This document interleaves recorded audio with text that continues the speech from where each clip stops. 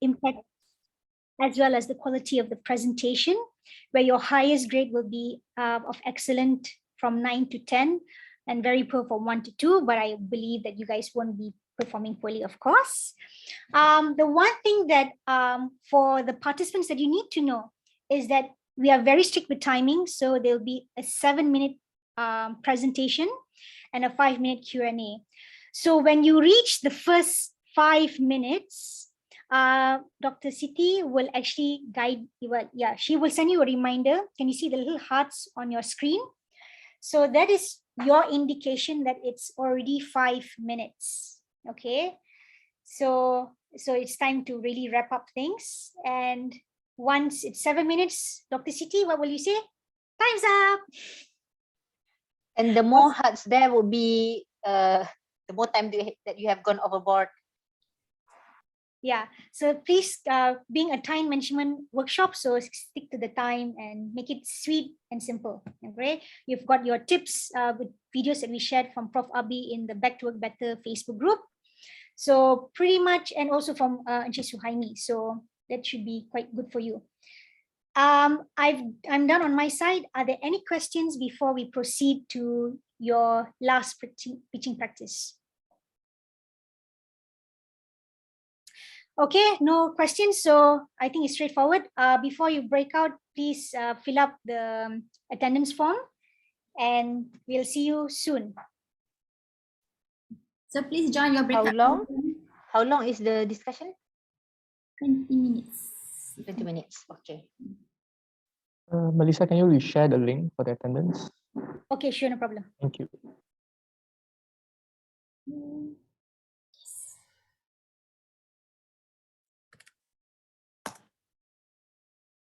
So you can choose your breakout rooms based on your group numbers. Okay.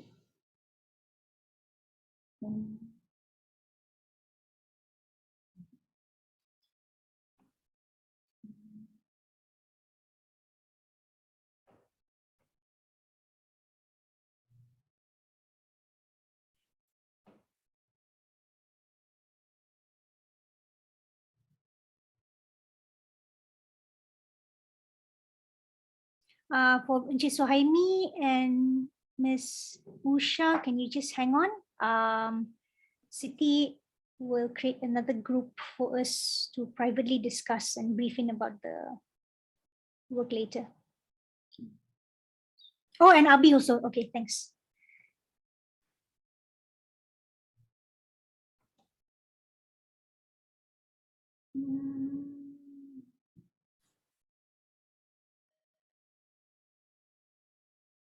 Siti boleh tolong create group untuk yang judges. Wait, the problem is if I cannot create extra group.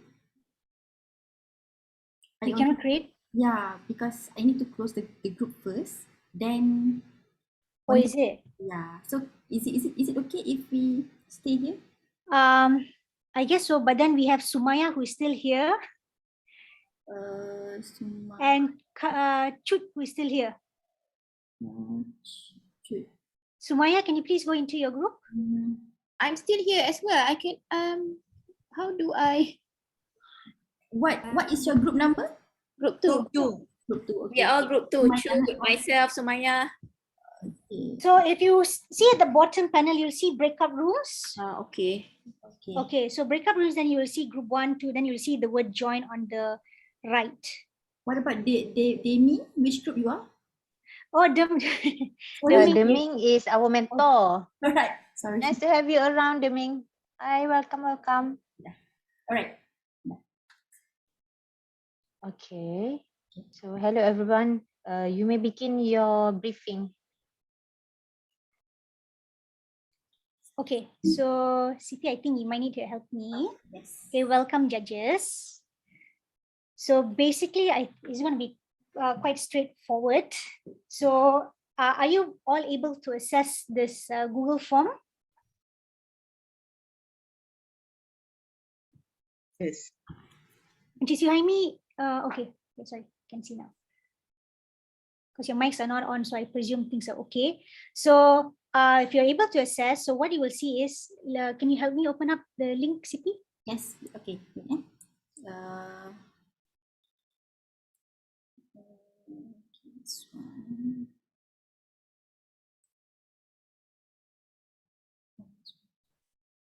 This one. Yeah.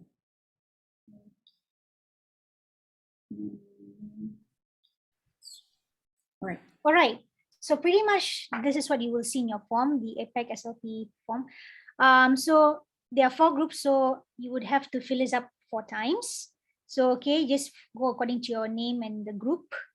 So the thing that you need to know is, okay, if you're going group 1, the beginning part explains about the problem statement, objectives, and innovation idea of the group. So it's already a summary of what the group's work is about. All right. And so after which, then based on the rubrics that were shared, an email was siapa Siti, there's no Zaiham in Yes. the Yes. team. Itulah I admit. So she's still joining. So maybe you can. Cuma kita boleh hide and then ask her to join. Zaiham. Salam Zaiham, can you please enter your group immediately, please? Zaiham? Dah. Hi. I should go to my room? Yes, please. Yes, all right. Thank you. Yeah. Okay, so Alal, baru I perasan. The highest marking is 9, it's not 10. But in our rubric, it's supposed to be 10. Oh, okay, good. There is 10. All right. So the highest being 10, and then 1 to 2 is the lowest. So that's that. And then we have the inclusivity part. So pretty much whatever is in the rubrics, and also impact and the presentation. You just go down to the last part, Siti, please. Okay, so maybe just because if say the groups have all done pretty well, then they all have high marks. So probably the thing that will help sort of put one on top of the other better is to add your points of whether they have had any particular accomplishments or any particular points that you are keen on and you want to highlight that, and also not particularly say demerit, but maybe points that they can be improvised. Okay, so I think we will pretty much go according to the highest accomplisher, as well as the remarks that you have given. So and then you just submit. So preferably while the presenters are presenting, if you've noticed these, and sorry, we have not given you the schedule, have we? If you don't have the schedule, Lynn, sorry, Siti, can you please help me share the schedule, please?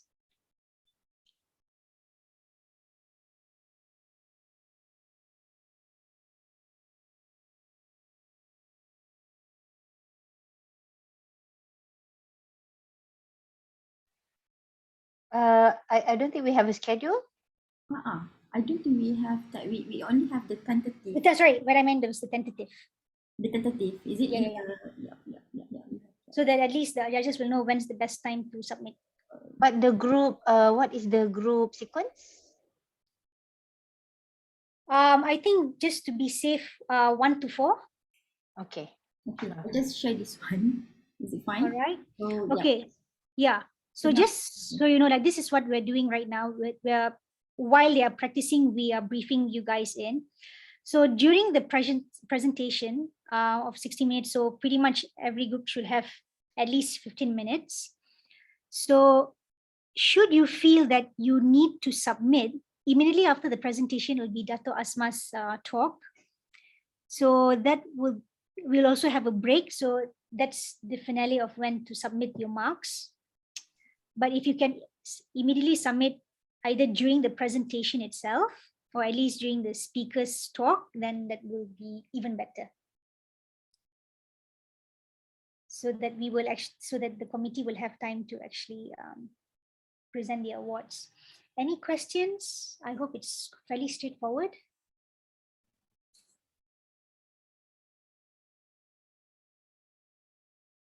Do we have, sorry, Yes, Soini. do we have any grace period between each participant so that maybe we have some, maybe 1-2 minutes to fill up and Yes, can we do that? there is technically, if they stick to the time, because they we have 3 minutes.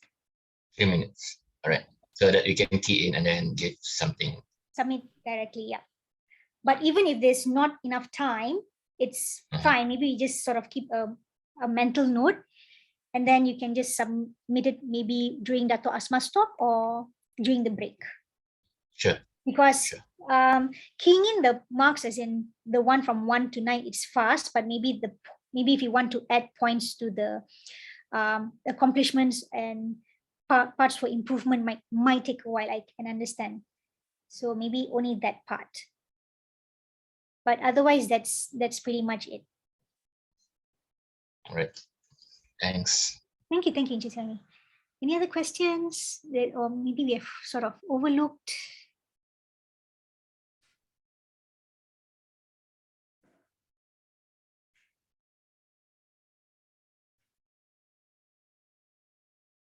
If no, then my part is done. Thanks. Lynn, are you here? Yes, I'm around. All right. So for now, So maybe, I don't know, thank maybe you. if you want to let the judges maybe know about the agenda towards the ceremony ke apa. Agenda towards the ceremony, sure. Firstly, I would like to say thanks to our judges today. As you know, we will have another judge. Sorry, we didn't have enough. We did not allocate, I think, proper time. So Yeah. Everyone, sorry, I'm so sorry because we are having meeting with the judge. So and Oh, I cannot join the group. So yeah, what's up? Anything? can we do screen sharing? Oh sure. Alah kesiannya. Okay. I think our group, every group also. Okay, so I have enabled it. Thank you. Sorry. Okay. Thank Alright, you thank very you. much. Thank you. Alright. Can you guys see my slide now? Yeah. Yes. Can you put in full screen so we can Okay, full go screen. through all the Okay, slides? can?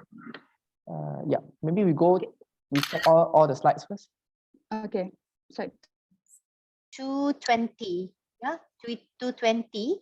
So we will gather them at about 2:15 so they can make themselves comfortable, kan?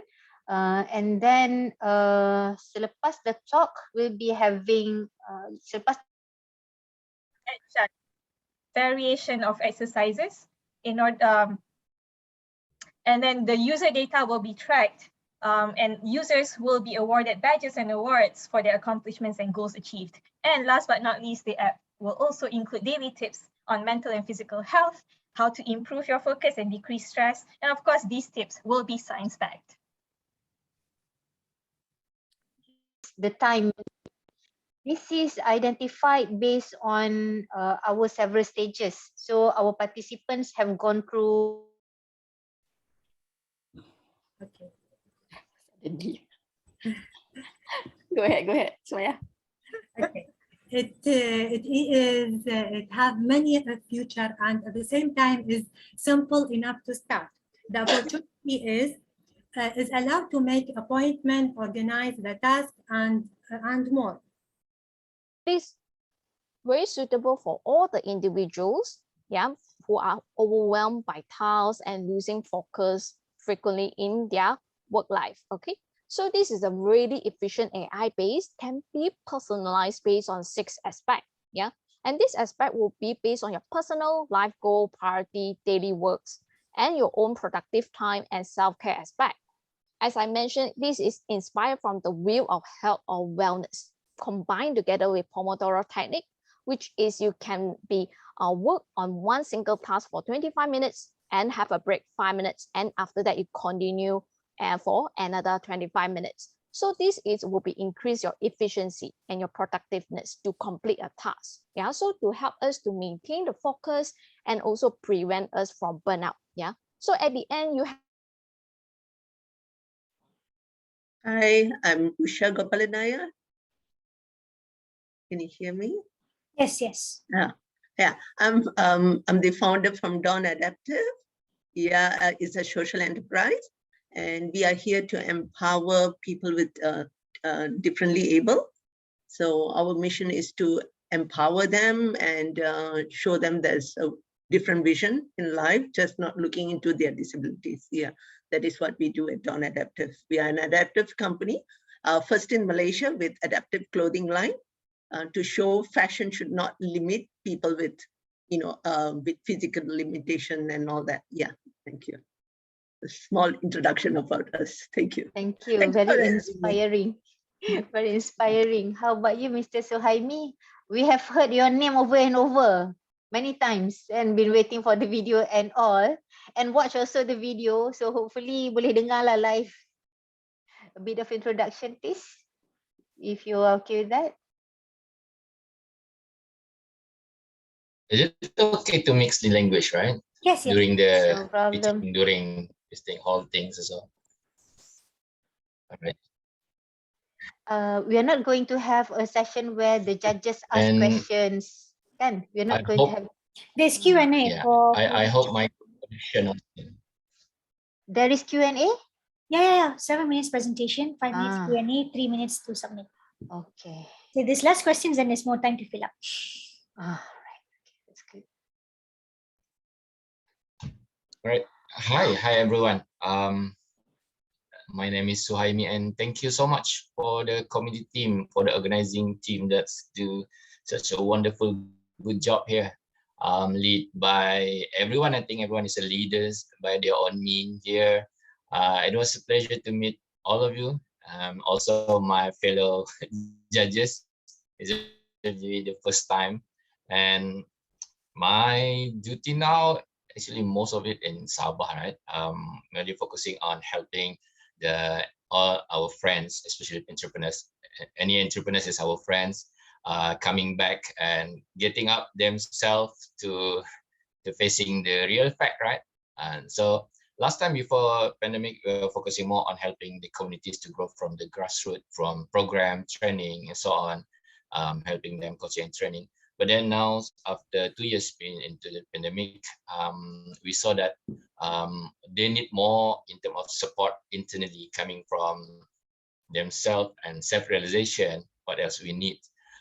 The pitching side, the technical part on how to pitch, that comes second part now, because like what I shared, I think with Dr. Shah before, everyone need each other at this moment, the support.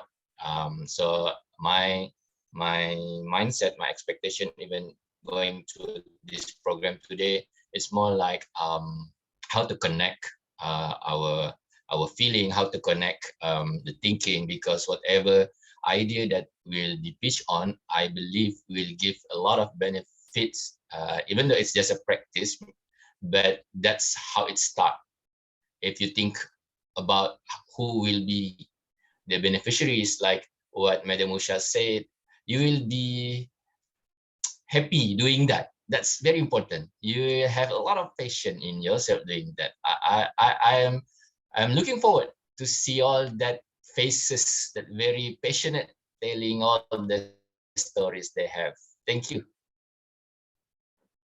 Thank you very much. So we are also excited to see the outcome, because actually they impress us so much. So today kita tengok nanti, I think more will come. We have Dr. Deming around. He is our mentor. I'm not sure whether you would be able to give a few words. Deming, yay! There he is. Come on. Hello, hi everyone. My name is Deming. I'm actually from UPM. It is quite an honor to be called mentor. Actually, my role mostly, I really appreciate that. My role mostly was to sort of advise the team, to give them some directions, give them some comments as they design this whole program.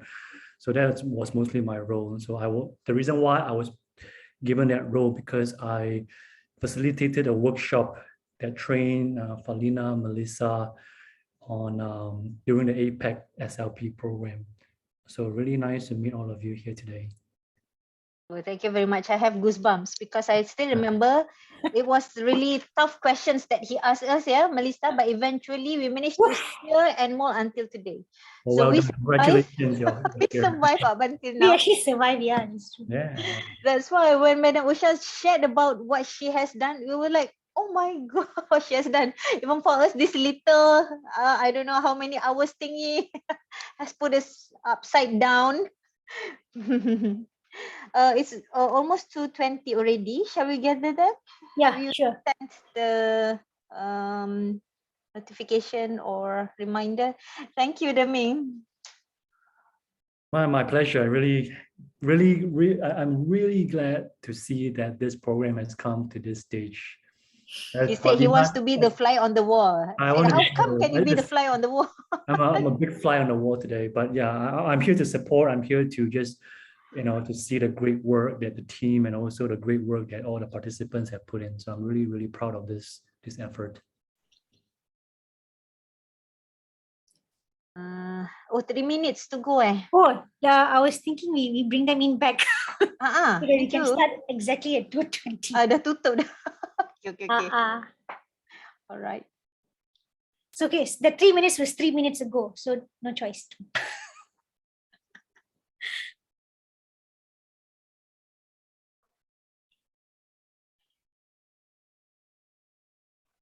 So Melissa, nanti you will take the session kan? Sort of. I'll just say, okay, group 1 start. Yeah, that's the way it is. That's it. Straight time management. Yes. Yeah.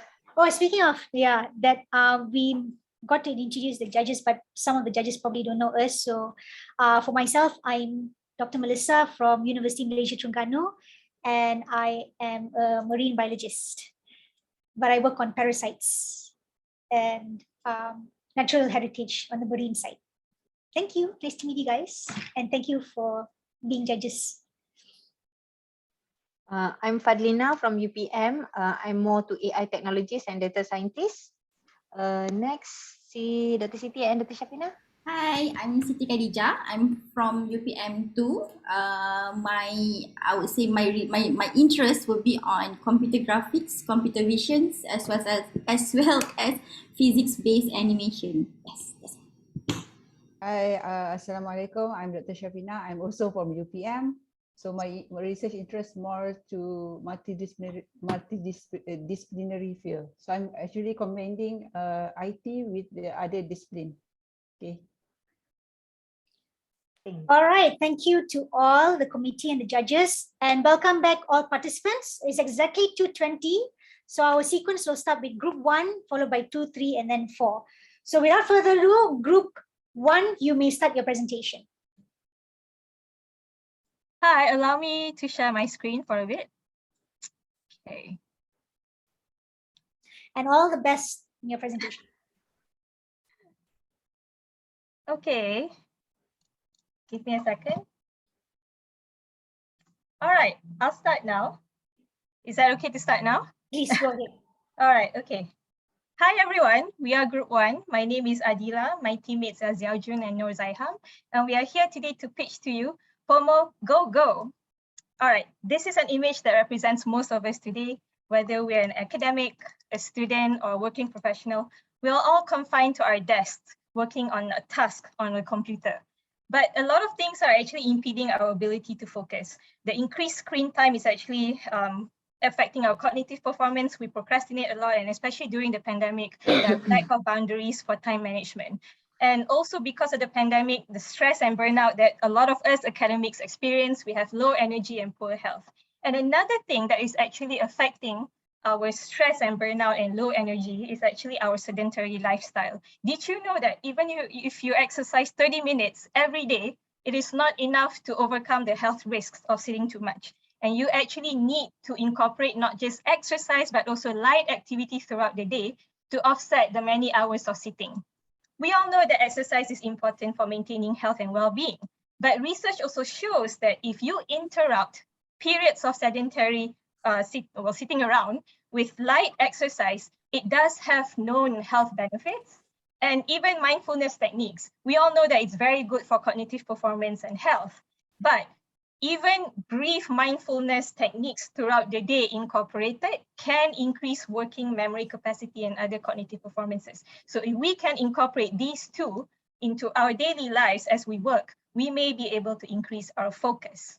Speaking about focus, the Pomodoro technique is a technique that's used by millions of people to focus on their tasks. So how it works is for 25 minutes, you sit, you focus on your task uninterrupted, and then you take a 5-minute break, and then you do 3 to 4 sets of this, and then you take a longer break. But what motivates us to follow this Pomodoro timer? Still very easy to procrastinate, or it's very easy for you to dismiss and just like not follow the timer, right? And what motivates us to exercise these days? And if we don't schedule it into our calendar, we won't do it, all right? And there are too many apps around, too many videos on YouTube if you want to pick, and then you just end up getting decision paralysis and you won't do it.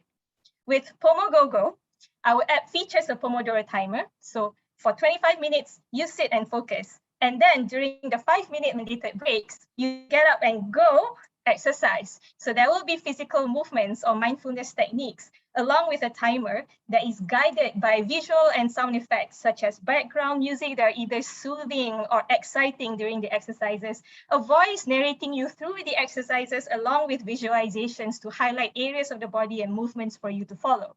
The app will also will have customization options. You can choose durations of tasks or the Pomodoro variation that you want, or whether you prefer physical or mindfulness exercises. And the app will automatically adjust the variation in exercises based on the custom options you choose, and even the age group and gender that you choose. And the user data will be analyzed, and user accomplishments will be awarded with badges based on goals achieved. And last but not least, the app will also give you daily tips on mental and physical health to improve focus and also decrease stress. And of course, all of these tips will be science-backed. Okay, next I would like to introduce the prospects and potentials of Pomogogo. First, we believe that our business can create more job positions for society. We need algorithm engineers and also consultants such as physiotherapists and psychologists. And we have opportunities to expand our business. We can integrate with the fitness apps to promote our services. And also we can integrate with insurance companies because we know which parts of the body are most likely to go wrong. But privacy information security should be carefully dealt with here. And for the research and development, we can cooperate with academic institutions and the results can be applied into Pomogogo in return. So the next slide, we collect the 6 most popular Pomodoro apps on Google Play, and we can see that there are at least more than 20 million people are using Pomodoro apps, but there's no apps integrated with exercise like Pomogogo. So we get a big amount of potential users for Pomogogo. So next slide, how to measure our plan. One is the quantitative measures. It means the number of users, employees, and cooperative institutions, and also the amount of investment. And for the qualitative measures, besides the users' comments, the reputation and popularity among the market and academia areas are also taken into account. And finally, is our plan sustainable? I would like to say yes. For the financial sustainability, we can be profitable by in-app purchases. And for the operational sustainability, we can keep improving to attract new users. And we can keep fun, keep interesting to keep our users using Pomogogo. And for the social sustainability, we believe a good product can bring us a better work, better life, and better society for all of us. Pomogogo is for everyone. It is easy and convenient to use, which can be operated at any time, anywhere, via mobile phone, tabs, and also laptop. Pomogogo has impact to users. The time interval for better focus, time boundary between work and personal time, tasks according to priority, initiate self-reflection, prevent burnt out, and also it may features to choose. It has many features to choose from. Next. Pomogogo embraced the partnership of various parties. Firstly, for the academia, it provides opportunity for more scientific research collaboration and projects with other universities in the area of time management, productivity, and so forth. Besides, it may develop human capital through training and knowledge transfer and also creation. Secondly, for the government, potentially the human resource department may subscribe to Pomogogo. It is hoped for the development of strategic guidelines, regulations, and also facilitate collaboration with various parties. Thirdly, to the industry, as it may initiate partnership with other service and development and also IT companies such as fitness trackers and also Google Calendar. Perhaps more betterment aiming for holistic time management program. Fourthly, to the society for citizen involvement, putting time boundaries between work and also personal space. Better well-being, happier society. This may eventually has an impact to the natural environment as it saves paper and also energy, and the daily reminders may encourage recreation and also outdoor exercises, which brings positive impact to psychological health and develop harmony in nature. Thank you for listening to Pomogogo. Thank you very much, Group 1. I kind of like the Pomogogo. Judges, what do you call this? Any questions for the team?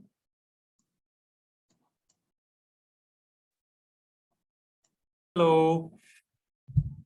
Hi, guys. Hi. Yeah, I agree with Chefad. I love the name Pomogogo, very catchy. And for a while I thought that you already had an app, and so convincing, your first presenter. And being an individual that's always struggling with my weight, I certainly want to be one of your users. So I really like that. I have two questions. In the context of how are you going to keep your individuals, because a lot of times they download the app and then after a couple of weeks it's no longer part of that fashion, and then they stop doing. So I want to know, from a more sustainable standpoint, how do you plan to sustain your people who are actively using your apps? Secondly, I also like to understand, because it sounds as though you have had quite a good experience collaborating amongst the three of you. Could you just share with me also what this program that Melissa and Chefad and team have been organizing over the last couple of weeks, what does it mean to you?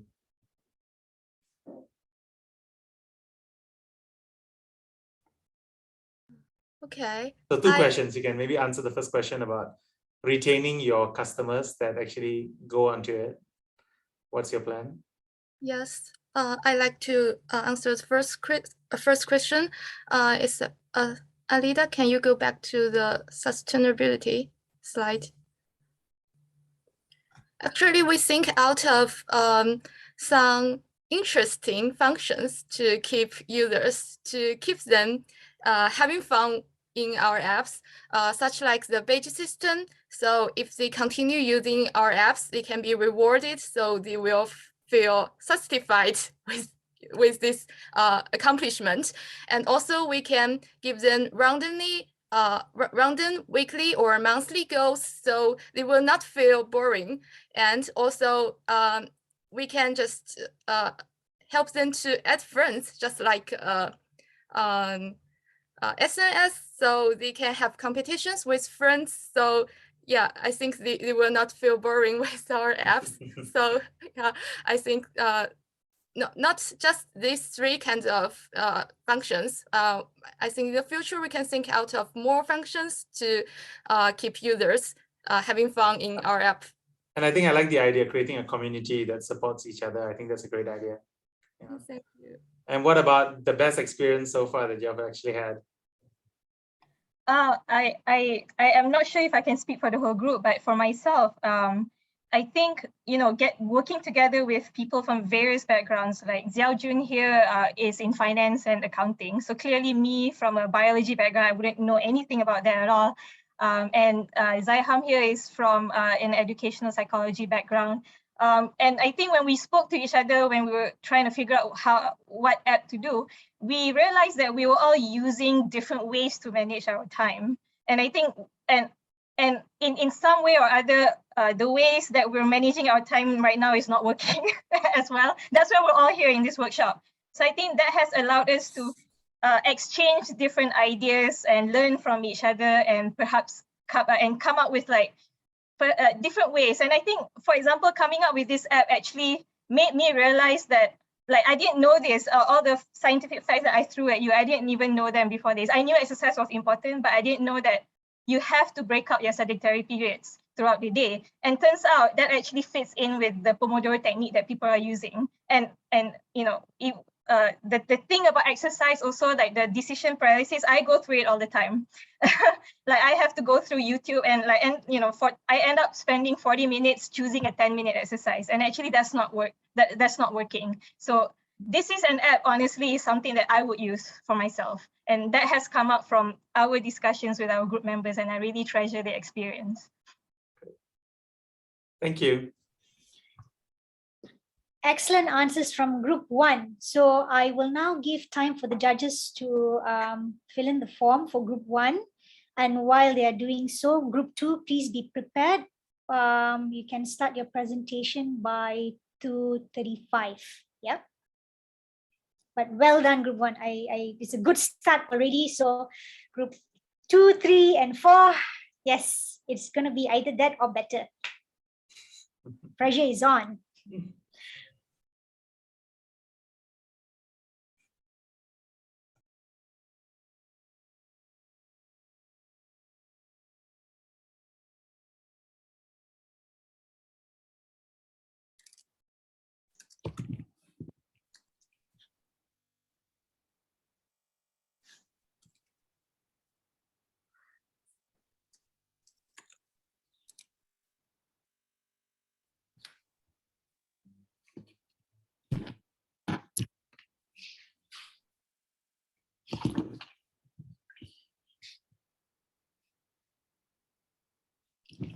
Okay, it's 2:34. So for group 2, maybe you can start sharing your slides.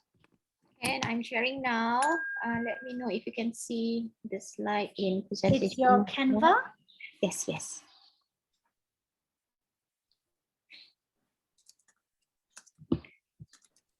Okay. Everyone can. All right. Siti, are you ready, Siti? Yeah. Okay. Okay, boleh tarik nafas. We'll start sharp 2:35.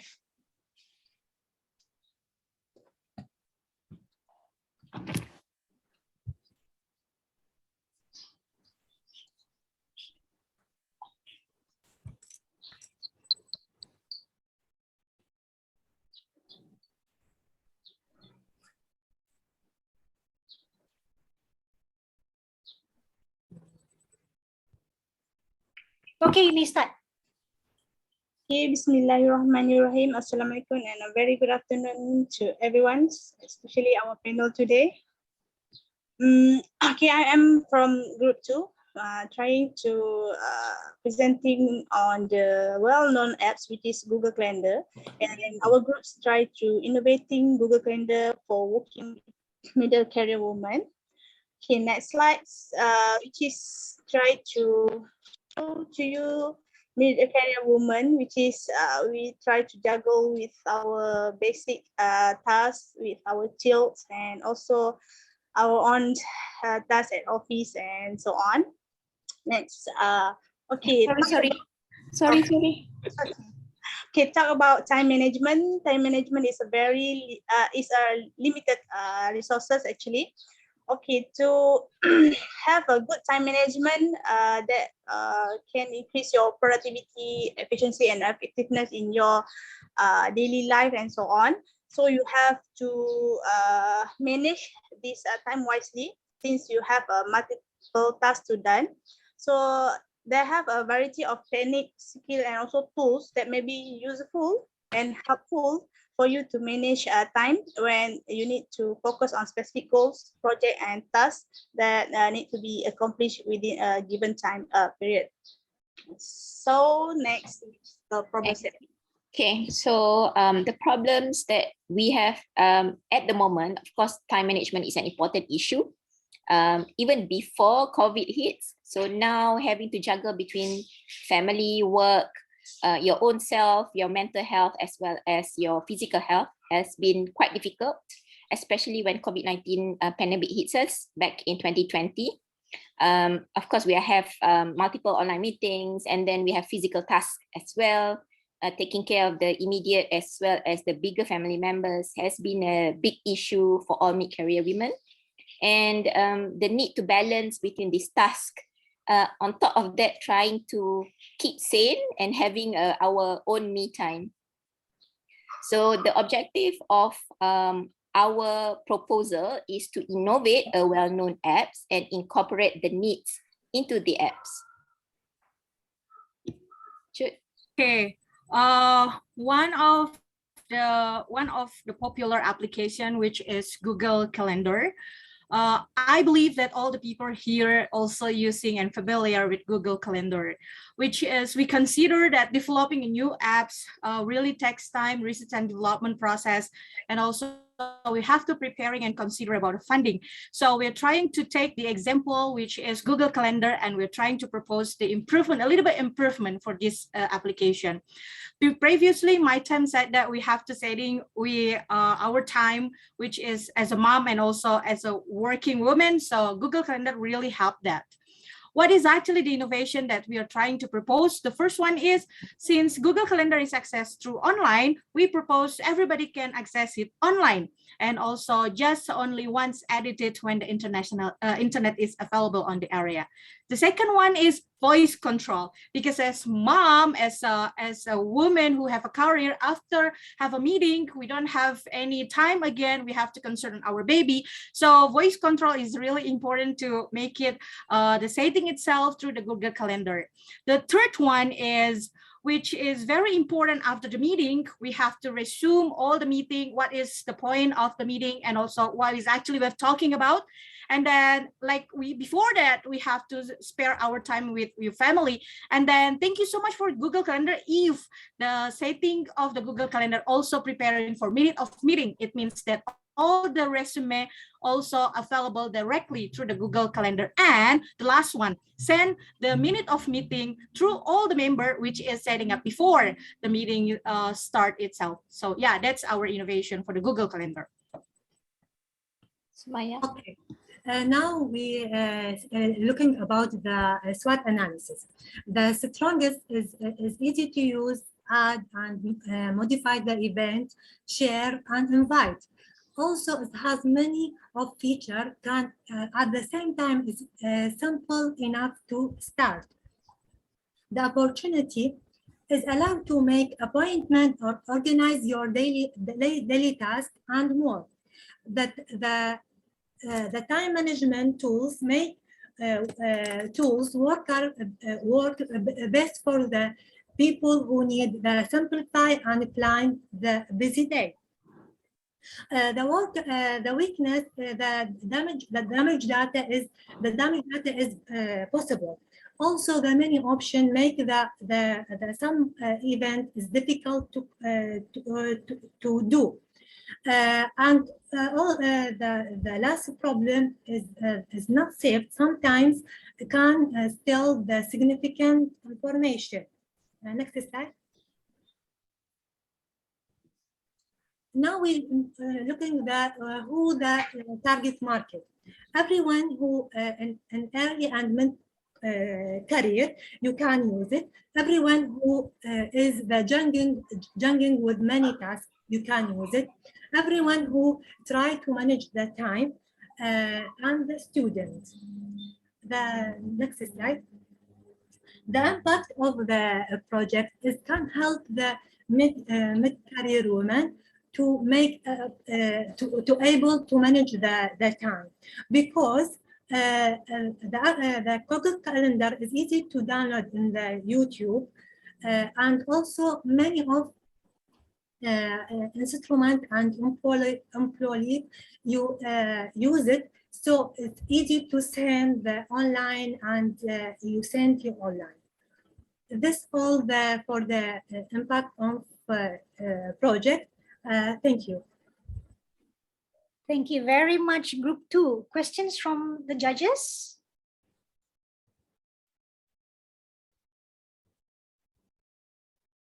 Hi, group 2. Hi.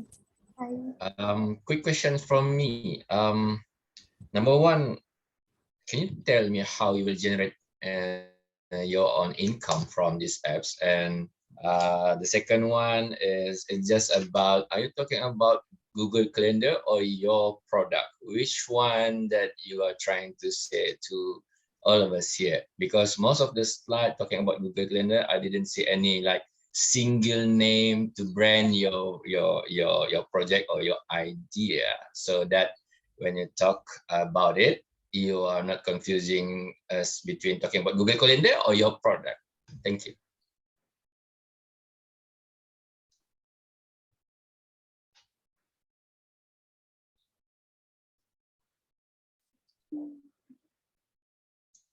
Mali, are you answering? Because you're muted. No. No, no. We originally thought that we are not going to develop our own product because it will take time. And I don't think we will able to wait another 2 or 3 years until this can come up. So originally what we thought is that rather than we go for a new apps or product, why don't we try and pitch something to Google and see whether they are interested in innovating more according to our needs. So that was the idea of trying to innovate the already available apps around. So rather than using our own apps, I think we put it in our one of our slide earlier that it will take R&D, and then funding will be another problem, and then to get the apps up and running. So originally we weren't thinking about making money out of it. It's more of trying to help how to make it better. But of course, if Google wants to do something with us, we are more than happy to do that.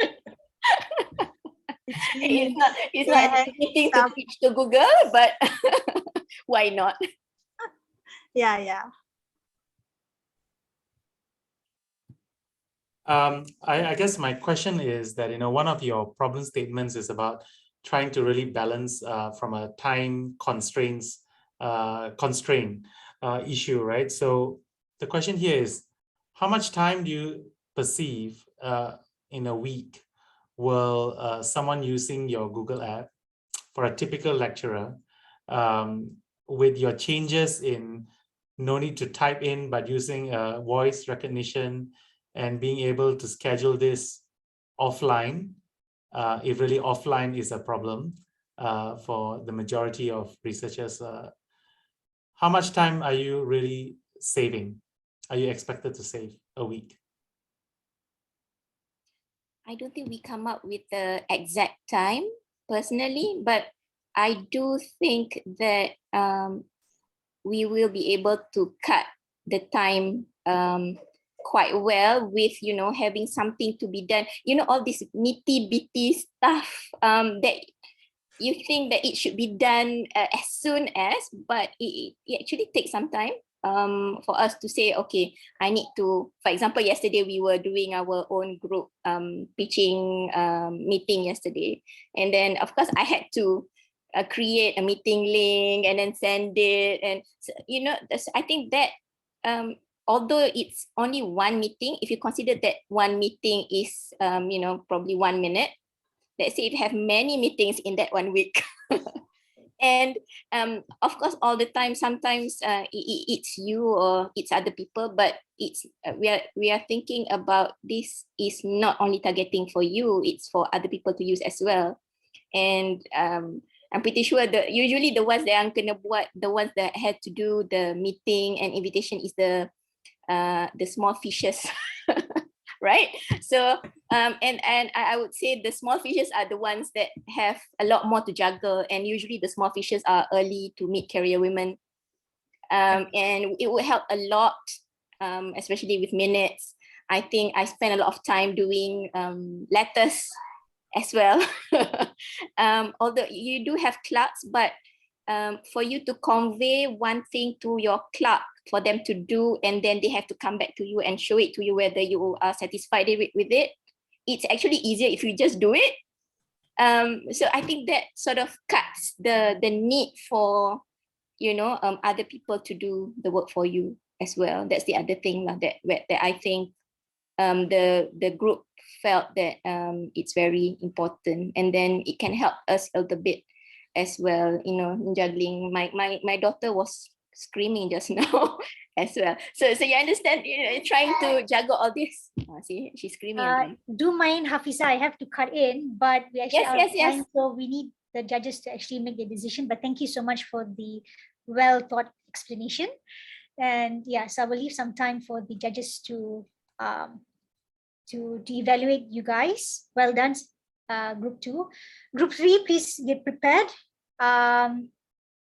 We should start by 2:50. Am I correct, Siti?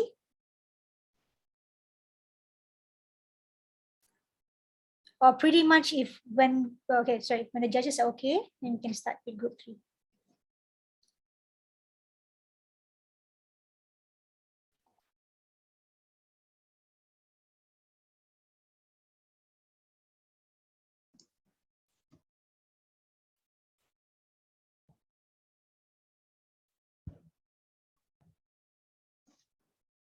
Okay, I will share the slide, yeah? Yep, sure. Okay, give me a second.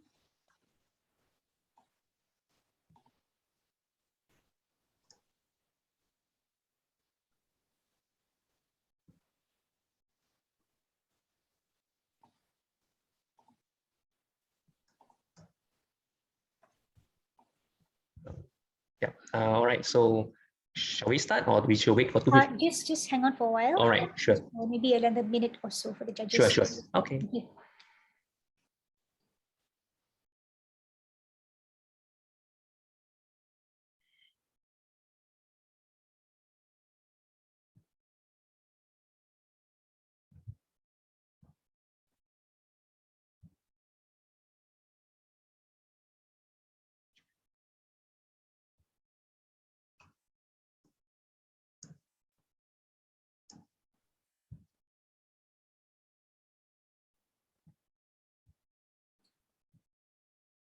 We can start sharp at 2:50.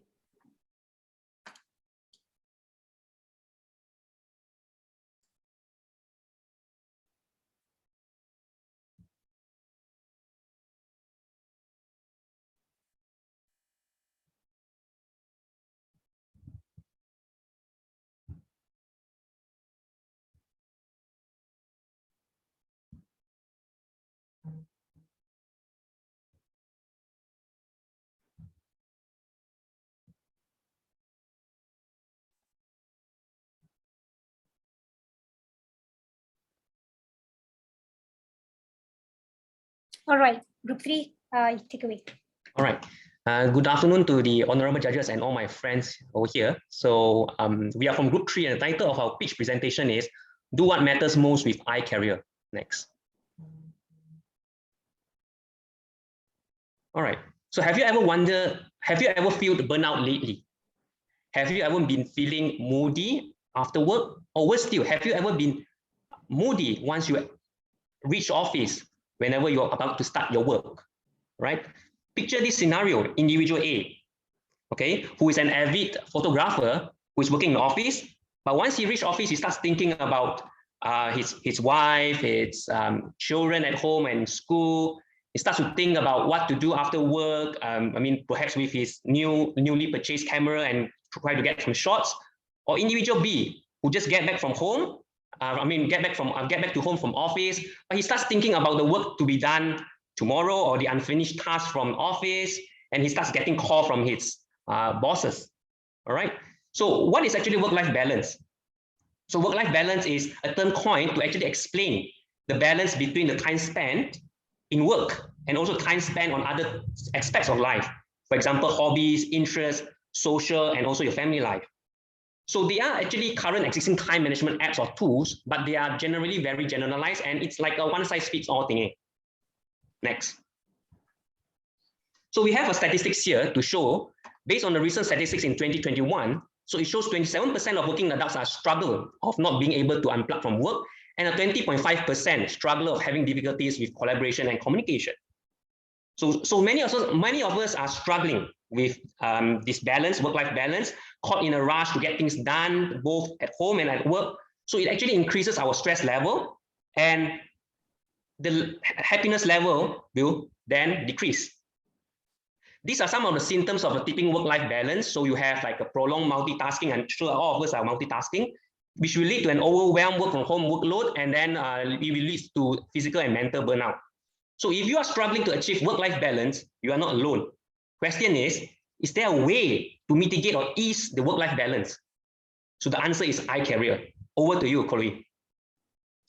Okay, so from Dr. Lee's statement just now on all the problem statement, how might we identify a suitable online tools to cater for our daily working routine and also our personal commitment, and also in order to maintain an effective time management and focus?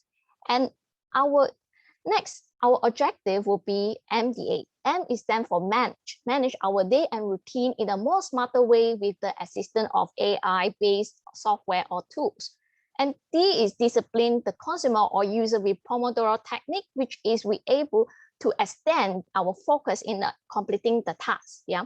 And A stand for assist the consumer or user towards a work-life balance lifestyle, so we could have a more healthy in terms of physical or mental health. Okay,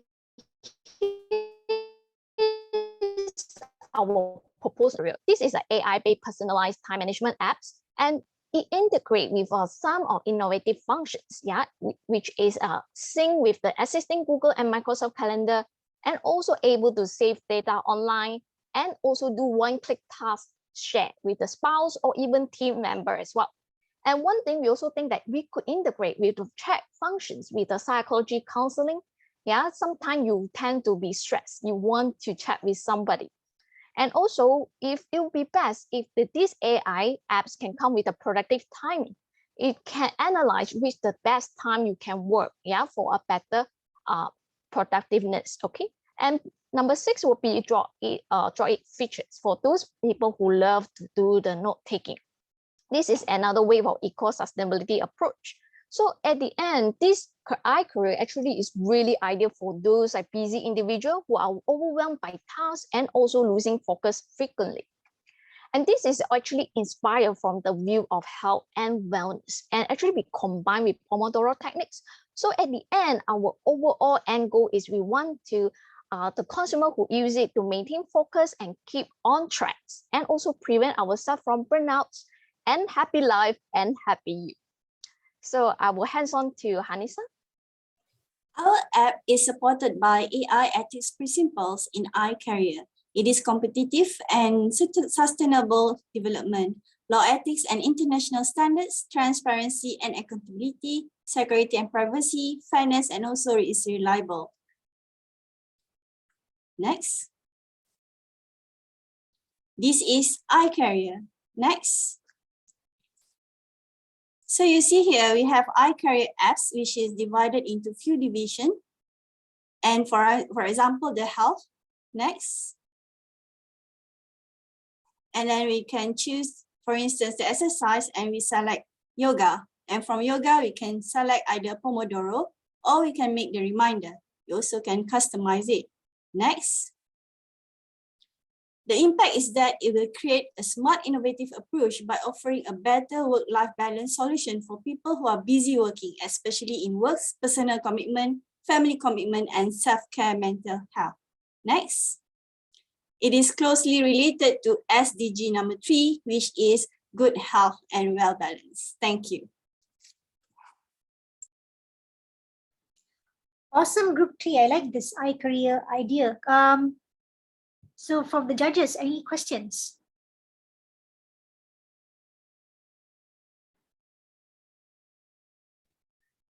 Maybe from Usha. Madam Usha, any questions? Okay, I just wanted to ask you, y'all create this, this is my point of view, innovative or inclusivity. How do you cater this inclusivity, thinking about everyone? Is there someone left behind in your creativity? That's the only question I have from my side.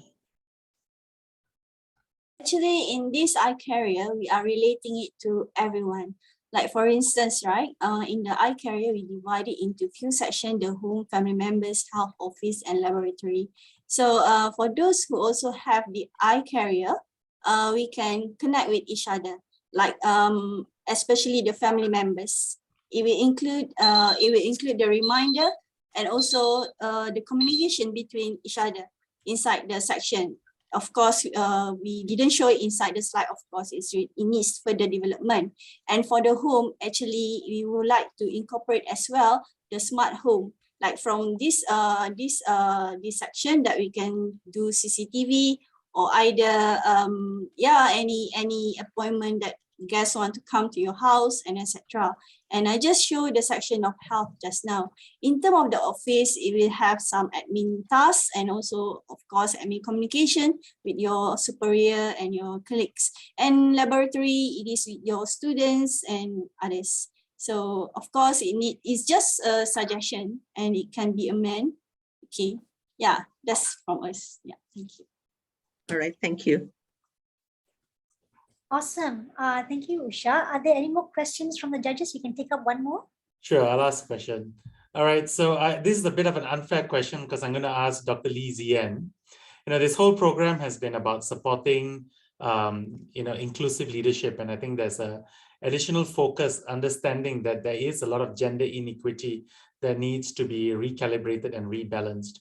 So, Dr. Lee Zien, could you perhaps share with us your experience through the program and also working together with your two colleagues and actually coming up with this? I mean, how do you think, from an empathy standpoint, putting yourself in the shoes of a woman has actually changed your perspectives now moving forward? Yeah, thank you, Prof. Avi. Yeah, so I actually enjoy this workshop. Okay, I enjoy this workshop, although I think this is actually, although the workshop is actually generally more female dominated, but I don't feel anything. I mean, I work along well with my group mates. I think we discuss and then we brainstorm. So we actually enjoy it. So the entire process, whenever we come up with this speech and things like that. So in short, actually, I enjoyed the entire program, and also I enjoy working with everyone. Thank you. All right, thank you so much, Group 3. So I will leave some time for the judges to make your evaluation. So thank you very much, Group 3.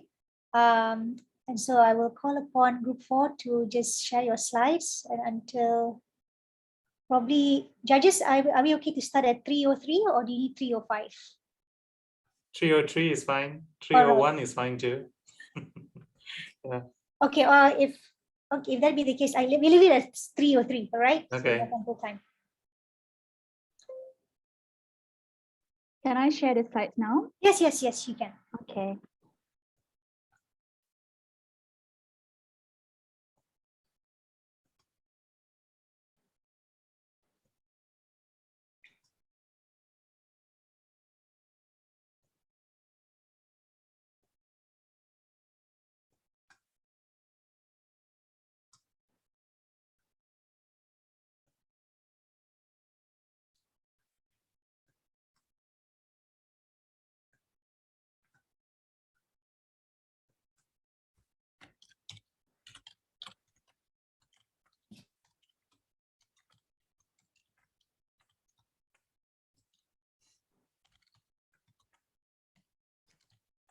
Suddenly 3 minutes seem a little long. So judges, if you guys are done, I think it'd be good to let me know so I can give them. Okay, so Abi, you're good. Usha and Suhaimi, are you all right? Just give me a minute more. Just a minute. Okay, sure.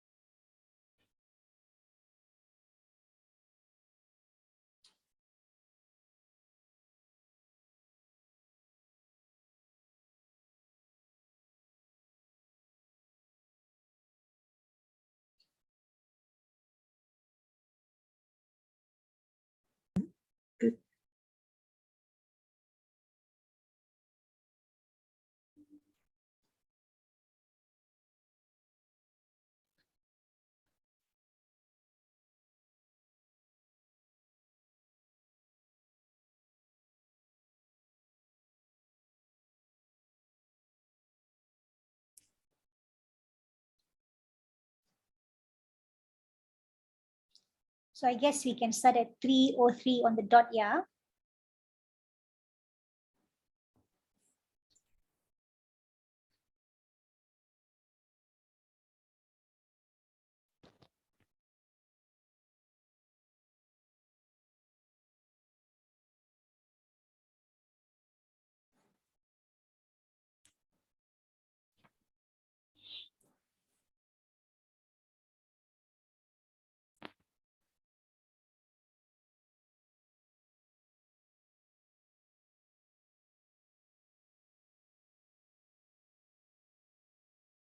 All right, group 4, take it away.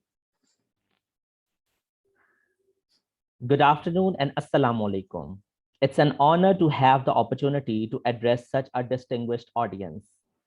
As you can see on the screen, our topic for pitching session is managing time and balancing life core values to achieve work-life balance. Next slide, please. These are my group members. Next slide, please. The proposal theme is life core values quadrant. As the first quadrant is about family and friends, spending time with family and friends. The second quadrant is about work, having a productive day at work. The third quadrant is about physical and health, stay active and healthy doing physical activities. And the fourth quadrant is about spiritual, adequate self-motivation, kindness, and religious practice. Next slide. Well, as what over to you, Chuck. Thank you. As what Zubair has mentioned earlier, all of us as early career professionals are facing all these issues. I myself have no run away from this. We are not promoting that whether a woman or maybe even man have a lot of house chores to handle at the same time we have a family to manage. In fact, I myself are poor in managing all four of these quadrants. As a result of that, we have identified four main key issues of our problems here. As you could see, all of us are unable to balance off between to equalize our core values as mentioned in the quadrants. Aside from that, we are also unable to find the balance point between which should pay more attention. And next, whether we supposed to occupy more over there in a one quadrant, or on the other hand, we should focus on, for example, spiritually or even health, mentally, which what we are concerned about. As a result, we found that during this pandemic season has given huge problems to all of us, regardless whether you're a man or women. So because we have been taken for 2 years and it's ongoing, we do not know what will come next. That's why we are suffering for a lot of issues. Next. As a result of that, what we're proposing in this today's presentation is to provide time management efficiently, as well as to balance all the four main life core values as mentioned in the quadrants earlier, typically during this challenging period of time in the pandemic of the COVID-19. So we have conducted the PPCO comparisons, and what we found in our proposal is the plus is we could manage our daily tasks without neglecting any of these core value. And what we found is interesting, and the strength of the potential in our proposal is we could set a life core values in our daily life, and we could manage it effectively. However, we could also able to identify some of the concerns, such as we may still have some issues that are unable to balance it because of the quadrant mismanagement. As a result of that, in order to overcome these concerns, we have introduced to establish an apps that could ease the daily task management embedded with the technology of artificial intelligence, such as quadrant categorization, as well as the auto alert system. Next, please. So as you could see, instead of reinventing the wheel, we would like to provide the technology and also as a solution provider to an existing Google Calendar. Why we opt for Google Calendar? Based on our thorough discussion and also studies, we found that many users are using Google Calendar. As a result, we wish to cooperate to sell our ideas and work together with Google Calendar. And what are we innovating here over here? We are customizing an on-shelf apps which could embed, as what I mentioned earlier, the technology of artificial intelligence elements. And we'll talk about that where how we're going to incorporate all 4 life core values that I've mentioned earlier by Hasliza. All to you. Thank you, Chuck. Okay, as mentioned by Chuck, we are emphasizing and customizing the Google Calendar because out of the market survey that we have done, that there are so many users of Google Calendar. It's very familiar to all of us. And we have proposing 3 new innovations to be embedded with Google Calendar, which are quadrant management, reminder and alert, and voice input. And we know it would be a challenge for us to, convince Google to collaborate with us, but we take up the challenge, and there will be an interesting development and learning journey for all of us. And of course, we choose the on-shelf apps because it would be easier and it will be cutting the cost, time, and also human resource. Okay, and this is the explanation on each innovation that we are proposing. For the quadrant management, okay, we can put any task, and GC or Google Calendar will auto tag the task to one of the quadrant, the life core value, as mentioned by Zohab earlier, according to the keyword inserted. And we can reassign if we think that the keyword, the quadrant that been assigned is not matched to our task. And then the keyword can be set up and modified by the user. And the percentage allocated for each quadrant can also be decided by the user. So it won't be like all 25%. You can put anything like 30% for work, 20% for spiritual, so you can customize it. And it can be set up for daily, weekly, and monthly tasks. And for the reminder and alert, we can use it for daily, monthly, and also weekly. And GC will prompt reminder if any quadrant does not meet or exceeded the percentage allocated. And for the voice input, because we want to manage our time wisely, so we allow input of tasks using voice recognition. It will be easier and faster. And we will embed the AI element to transcribe voice into words. Okay, as you can see here, this is the existing interface of Google Calendar. I think everyone familiar with it, and we have included the quadrant management above next to create.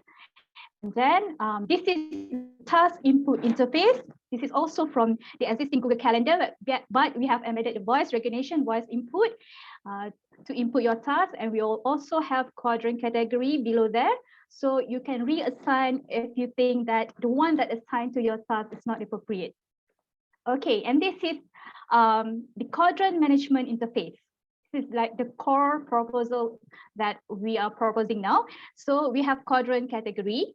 So we have 4 categories. You can edit or customize the code, the percentage allocated, the keyword, and then you can set up the reminder and alert. So you can set the time, the day, and also for monthly, you can set the date. You can edit it and you can turn it on or off accordingly. So this is what we are proposing. And now over to you, Zuhai. Sorry, guys, you actually already exceeded 7 minutes. Maybe you can wrap it up. Way forward. Further discussion and research need to be done to elaborate more on user requirement study, security, data management, and artificial intelligence technology to be adopted. Next slide, please. Conclusion. We have 2 points. By adopting the concept of 4 life values in our life, we hope that we are moving towards having work-life balance in our life. We also believe technology could be adapted as an enabler to achieve work-life balance. Next. Thank you. Thank you very much, group 4 questions for the judges, please.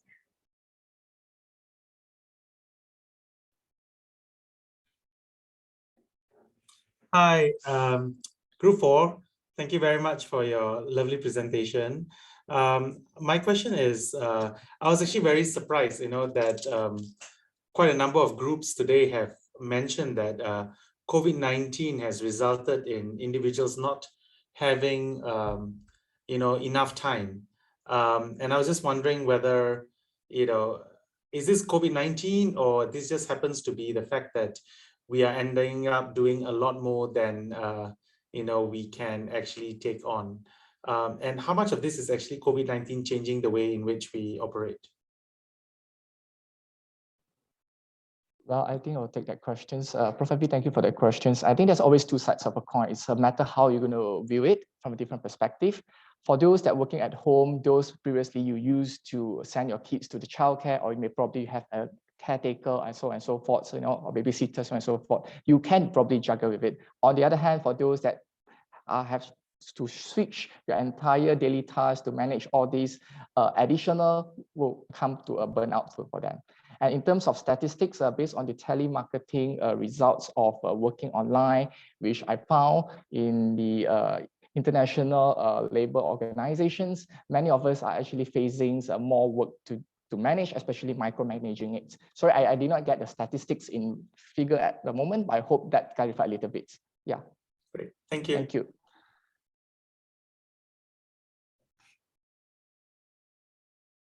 Sorry, we can take on another question.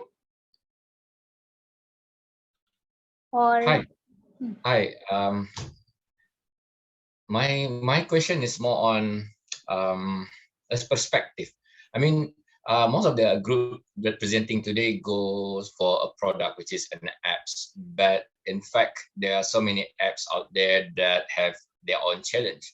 So there are two types of way of doing business. One is creating a product, and another one is providing the services. Most of you here, if you can see from different angles, are very good if you change your perspective into services. Instead of giving an apps, maybe perhaps creating a services to teach and educate people how to do that.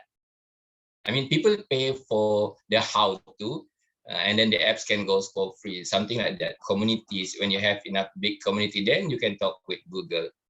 If you talk just idea, they have plenty of ideas. But if you have 30, your community that you built, young scientists that have this issue, we managed to collect them in one pool of data, and this is what that we educate them. This is how we use your apps towards this, and let's connect.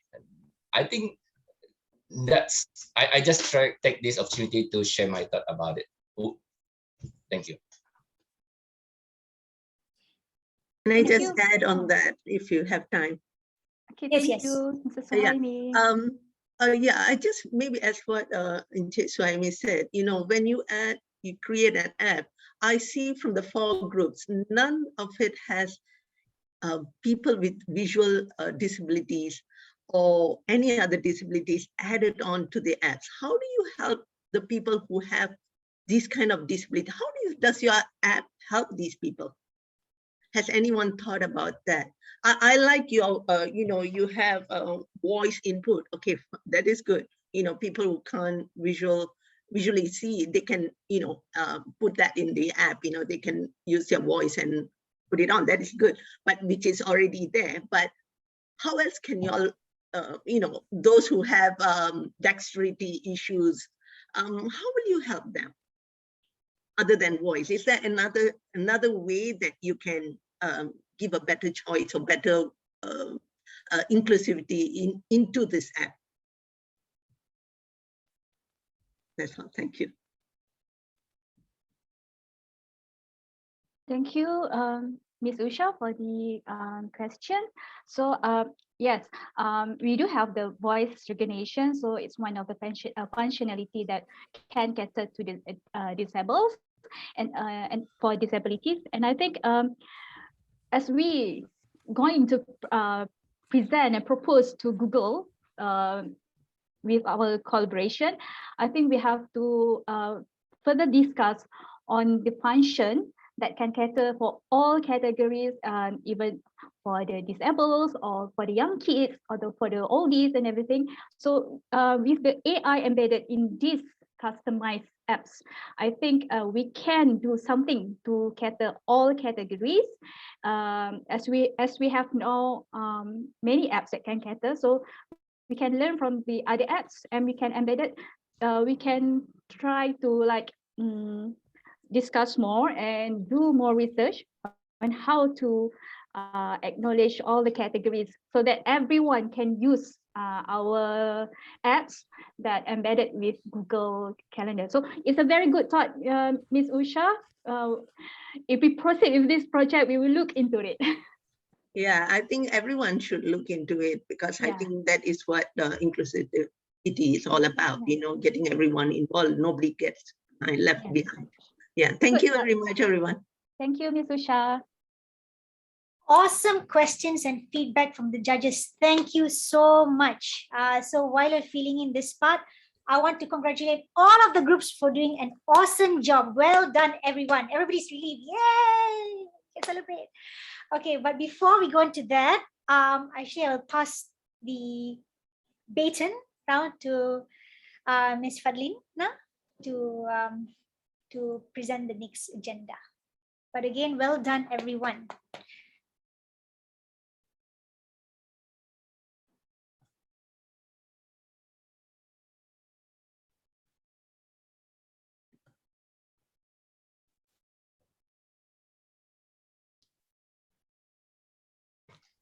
Okay, hello, can you hear me?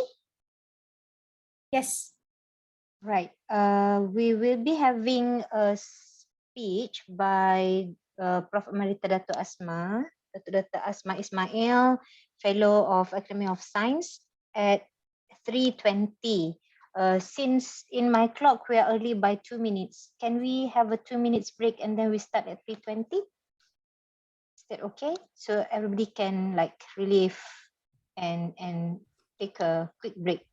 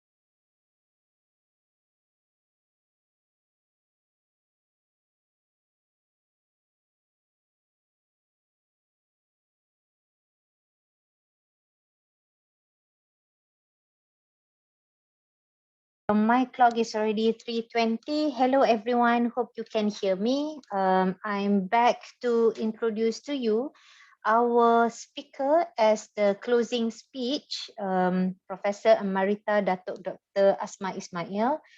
She is a fellow academician at the Academy. She is a fellow at Academy of Science Malaysia, and she is also the president of ASM. Her title today, as the closing speech, is Being a Change Maker in the New Normal, and What Does It Take? This is a very valuable talk, and we have Dato' Asma actually sitting around together with you all. She's been listening to your presentation. Thank you very much, Dato'.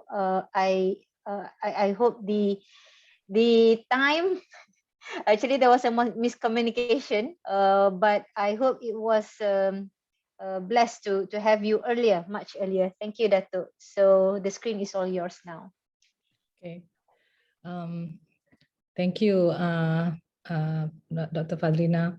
Bismillahirrahmanirrahim. Assalamualaikum warahmatullahi wabarakatuh. Salam sejahtera and a very good afternoon to the organizing committee, to the judges, and also to all the wonderful participants that I had the opportunity to listen to your brilliant ideas just now. So let me share screen.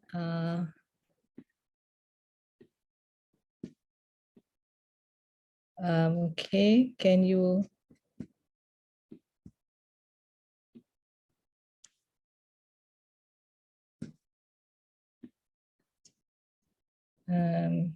Can you see the slide, Padrina? Yes, but this is still in many slide. Do you want to share again the top? Because we see all the thumbnails first. Oh, okay. I thought I already, okay, let me try again.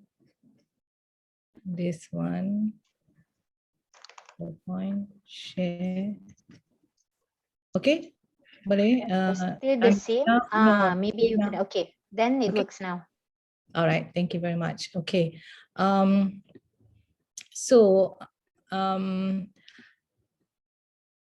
the topic I think that I wanted to share this afternoon is being a change maker in the new normal, and what does it take to be a change maker.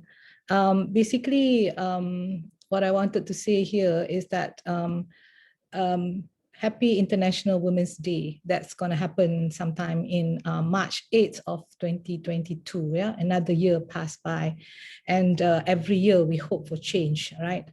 And this is the scope that I'm going to cover. Do we see the change that we want to see for women? I'm going to talk more about women, but whatever that I have to say will also, at the end of it, what does it take to be a change maker is applicable to both men and women, right? And that is the scope that I wanted to cover today. But let me start by saying that we are all living in a changing world, facing many unknowns like the accelerating pace of change due to the digital age, the industry 4.0, the economic crisis, the pandemics, and of course, globalization. And all these have created a disruptive change in the lives and livelihood. The question then is that with all this going on, do we see the change that we want to see for women? Are we there yet? And if you look at the world data on women leadership and where we are, at the end of the day, globally, we are not there yet, and estimated to give gender parity by 2085. Professor Abi may still be alive, but I probably will be dead by that time, 2085. So it doesn't look like I will be able to see gender parity of at least, 30% achievement as leaders. And if you come back now to Malaysia, in the Malaysian scenario, and you look at the enrollment by gender, we find that there is a greater female enrollment in the public and private universities compared to the males, right? And even in the STEM related fields that we see here, the number of female students seems to be high in health, in science, in mathematics, in agriculture, but we need to basically catch on at engineering, manufacturing, or construction. And what we are saying in this picture is that the women in Malaysia seem to have a high inclination towards the STEM fields with regard to the tertiary education. And we are very lucky, hashtag syukur selalu, as far as I'm concerned, that we have high accessibility to higher education here in the country. If you look at the population demography of Malaysia, we find that we have about 32.6 million people, and of which there are more males than there are females, right? That's the bottom line that I want to share. And that we, the females, seem to be much more highly educated compared to the males. But in terms of employment pattern, we see a much lesser number of female being employed. So what we can see from this superficial data is that women are more qualified in terms of education than men, but they are employed less. And basically, access to what I'm trying to say here, ladies, that you are listening, access to higher education does not I repeat, does not translate to women leadership in higher education. And we seem to have what we see here at the when we first come in, there seem to be a high number of male and female lecturers in the universities, but as we go up to a professorship, there seem to be more males, 63.9% compared to females. We started out at a very high 60.8% more females in the universities, but at the end of the day, how many of us actually get there to be a professor? And therefore, there is a leaky pipeline. Lesser women get to be promoted to become professors, and then even at the end of the day, more males, about 1.8 times more, are being promoted to professors, to deputy vice chancellors, and also to the vice chancellor level. And I think at the public university, currently there's only one female vice chancellor. We used to have 5 before. So if you look at women in decision making, although the policy states 30% gender parity, we are expecting at least 1.78 million women to actually be in the decision making. Only 38.2, that means above 30% is there in civil service, but that doesn't mean we should stop here. We should strive for higher. But in the private sector, it's only 25.8. In the parliament, it's only 15. As women senators, we have only 15%. So we seem to achieve greater gender parity in the civil service, but not actually in the private sector, nor in the political arena. But if you look at 38%, you say, well, that's not bad. But if we put ourselves now in the whole of Southeast Asia, we find that Malaysia at 0.26 is the region's worst performer for the ratio of women to men in managerial level positions and above. And this figure is only at 26 women for every 100 men. So this is a shocking thing for me, because Malaysia seems to fall under extremely high gender inequality. So therefore, there is a need for us to look at our neighbor Philippines and actually see what is it that make Philippines tick, because this is Philippines. They have the reason they are more better to have gender more female in the leadership position and removing of gender inequality, because the country has clear gender policies for women leaders with political commitment. So you don't want to just have policies, okay? You want to make sure that there's a political commitment to make sure that happens. And there is a need to create the supportive ecosystem. This is the key word, supportive ecosystem, not just about balancing your life, balancing your core values. Is the ecosystem, which was not discussed actually, is it there to facilitate the outward movement, if not even to the level of leadership development for women? And the next one is that, do we have in the Philippines, they have they support gender study center to actually train women leaders, because I also get involved in the training at AKEP in Malaysia, and now I find that all the training programs are actually one size fits all. That means for all mid-career academics, it doesn't matter whether you are male or female, everybody goes through the same training. But now the more I'm involved in giving this kind of talks and leadership talks, I find that there must be some differences that must be taught to potential women leaders versus the other counterpart, right? And after all that we have discussed, then came COVID-19 and the unprecedented, which is an unprecedented global crisis that require global solutions, right?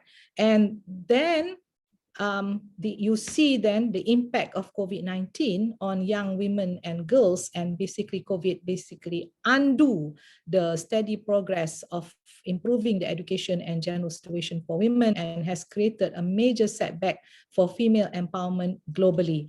And what it has done, it has widened the digital inequality, resulting in missed opportunities among those with internet and digital skills, especially among women.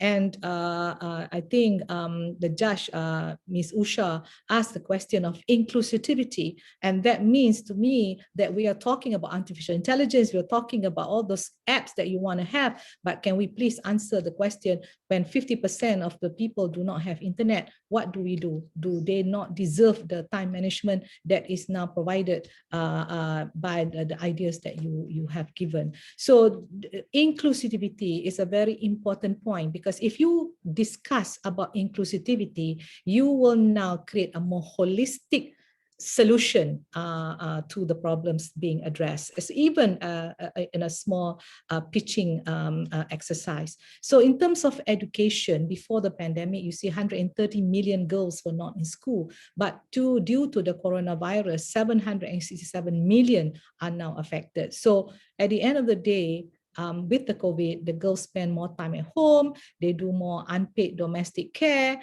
and they do a lot of care work for elderly, cooking and doing all that, and therefore having more and more difficult access to education. And in when you stay at home all the time, this may also put them at a higher risk of domestic violence and abuse.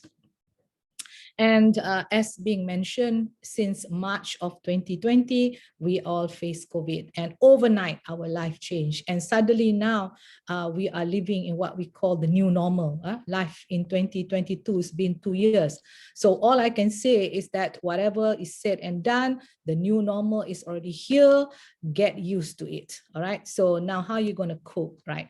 So COVID-19, as the participant had also mentioned, is a crisis that is difficult for both men and women. It's not just specific for women. So if you are working in the company, or especially in the companies, the private sector, they are, and even in the public sector, the organization basically have taken important steps to provide support to the employee. They give you valuable information. They tell you what kind of paid leave policies you have. They even expanded the survey, because a lot of us face a lot of mental health and burnout, exhaustion. So there was a lot of counseling, etc. Offered. They even provide tools and resources to help employees work remotely. But what has not changed is that the employees are still expected to meet all the targets or even exceed the targets that need to be done. This is despite the COVID, despite the inability to now perform normally, you are still expected to meet all the targets, and you are expected to get the job done, and that delays are not an option. This essentially creates a stress factor in the workplace, and that stress factor is going to be very high. So how then COVID affect women in the workforce? All right, the work from home, as everybody has mentioned, actually you need to deep dive and study more regarding work from home, because it has a great impact on women, because instead of just taking care of the job requirements and the targets that does not change, women's job now includes childcare, homeschooling responsibilities, taking care of the elderly, cooking, cleaning, the whole scenario. And with the virtual meetings that you have, one is always on. Yeah, you're just simply on, available for workout at all hours of the day, especially like if you have international conferences, they go at different times of the day, and you are always on. And therefore, this shows a workforce that is faced with stress, with pressure, with job losses, financial insecurities, pay cuts, and of course, anxiety. And all these will result in mental health, in exhaustion, in burnout for housewives as well as working mothers. And studies have shown that burnouts are higher among women than among men, right? And the combination basically of these unyielding targets, the lack of support from superiors in the workforce, many women therefore now consider leave of absence or leaving the workforce. And in short, what are we talking about work-life balance when you're already trying to leave the job? So work-life balance here is out of the window. So if these women that we see are forced to leave the workforce, we will end up with far fewer women in leadership and far fewer women on track for us to promote as future leaders. So as the progress for women, all the progress basically that we have seen for women can be now very much reduced if we continue on this stress mode. So perhaps one should look a little bit deeper into the impact of remote work or work from home. COVID, as I said, have been with us since 2020, and it's been 2 years, right? We have already got used to it. We have this lockdown, and then we come back now. After all, everybody has been boosted, we're vaccinated, and we are now coming back to work. And what we happen is that with Omicron, we now start to have becoming C1 and becoming COVID positive, although milder. So we now have to stay at home, and we are all basically this is what life is, right? So we are all getting used to remote work and coming in out of the office. But you notice one thing, Professor Abi asked the question, why is it that you now concentrate on time management? Is it because during this kind of time of COVID, do you get more job? I mean, what is it that before pre-COVID, don't you get that kind of job at all? So, I mean, why this suddenly now this increase of wanting to manage your time? Because you realize that whether you like it or not, this advent of virtual meetings and seminars like what you have today, you are always on, essentially. You now have access to all the lectures around the world, and you can now be involved in all the global meetings and conferences, either free or at minimal cost. Because before, you know, you got to get permission, you got to have money, you got to have grant, Now you have access to all this information, and suddenly everything that you can now do, now everything now becomes very important for you to attend, to the point of distraction. All right, and where distraction here is, there's so much to do, so much to hear, that you actually do not know where to put your energy and attention. And this is very important for you not to be derailed, and for you to be focused on what exactly is okay and what is not okay. So for those who are used to, you know, like me, working 14 to 16 hours a day, working working on big grants and producing Q1 papers, now with work from home, you suddenly now have to reprioritize by spending more time homeschooling the kids and taking care of the elderly and other homely needs. So and of course now with look at what's happening. You're having this workshop, but it's a virtual workshop.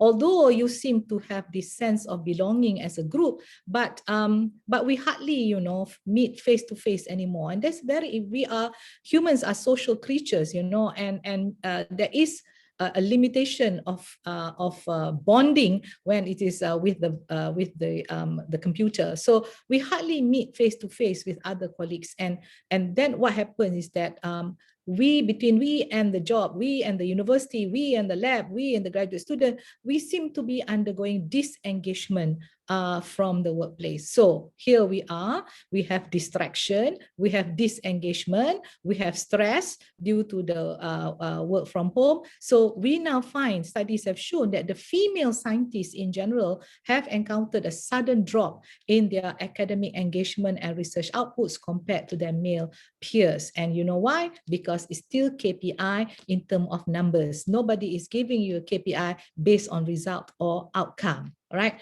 So we now have distraction, disengagement, mental stress, mental health, stress, exhaustion, burnout, withdrawn, leaving workplace. So if you are now a mid-career scientist or mid-career academic or mid-career professional, you need to, first of all, whatever you do when you are mid-career, you need to become, in whatever field that you are in, you need to become a domain expert, and you cannot afford to be derailed, right? So the impact essentially of work from home is actually quite serious, and basically we need to resolve these negative effects, or there is no back to work better that you are talking about. So basically what do we need then to make this turn around? How can we turn these negative things to positivity? We need leadership, right? So what kind of leadership is needed post COVID-19?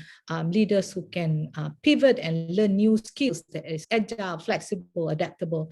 Leaders who empower others, allow people to grow, emphasize employee development even when times are tough, display honesty, integrity, trustworthiness, tell it like it is in the situation with the pandemic, demonstrate empathy by making sure people as priority, right? Rather than just the job, rather than just the papers, people as priority. So demonstrate sensitivity, understanding of the stress, the anxiety, the frustration that people from different cultures and background are feeling, especially people in the workforce. So basically, you need to have high emotional quotient or EQ, and also cultural intelligence. And of course, be a team player and emphasize on collaboration and the sharing of information. All these traits that I talk about are traits of change makers. And the same traits are also traits of women leaders. So if you look at understanding logic, it will say like change makers equal to women leaders. All right. So what does it take to be a change maker? It takes empathetic. That means you understand and share the feelings of others. Basically, you need to be high in emotional quotient or emotional intelligence, and you also need to be high in cultural intelligence, because we are living now in a global world, right? And with, and especially in Malaysia, where we have multi-ethnicity, cultural intelligence becomes a very important point.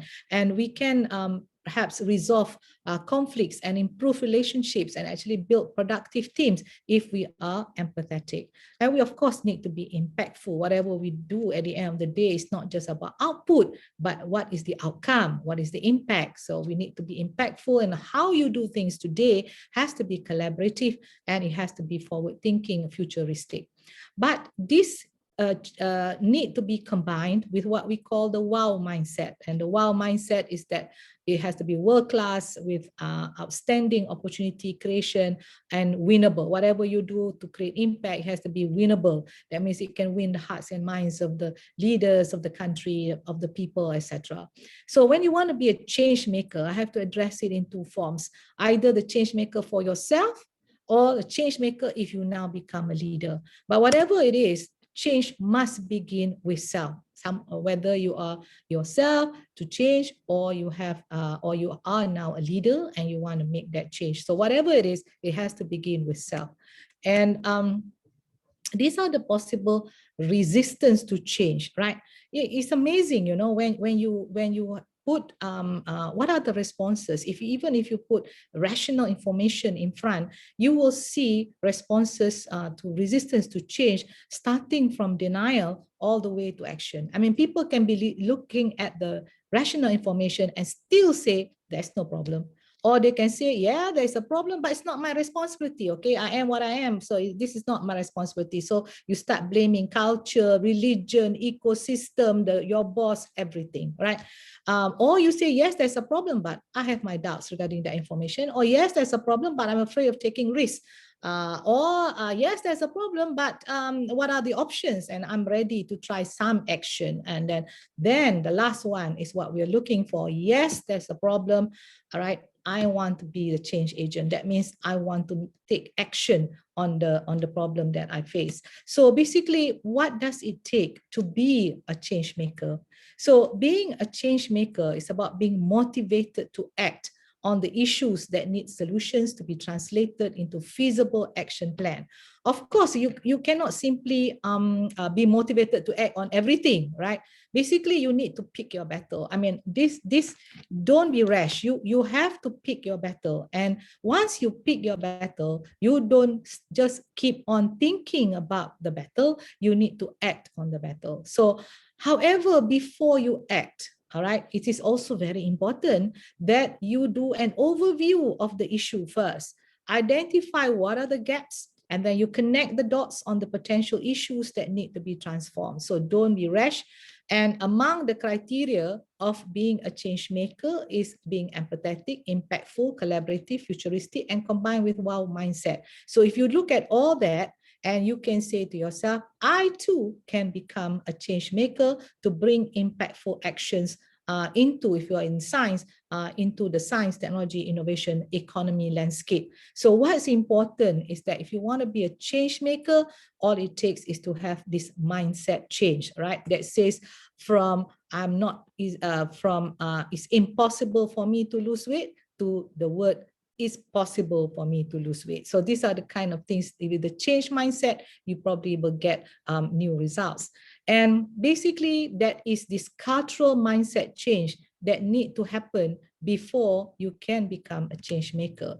So, as soon as I say, okay, everyone, all these 22 participants that I see in this are all change makers. And the first thing you're going to say is that, I could never do that because I'm just an average, ordinary person, you know, doing my job. I'm just a nobody. What do you call it? This small fish? Was that what was described? But you describe yourself as small fish. All right.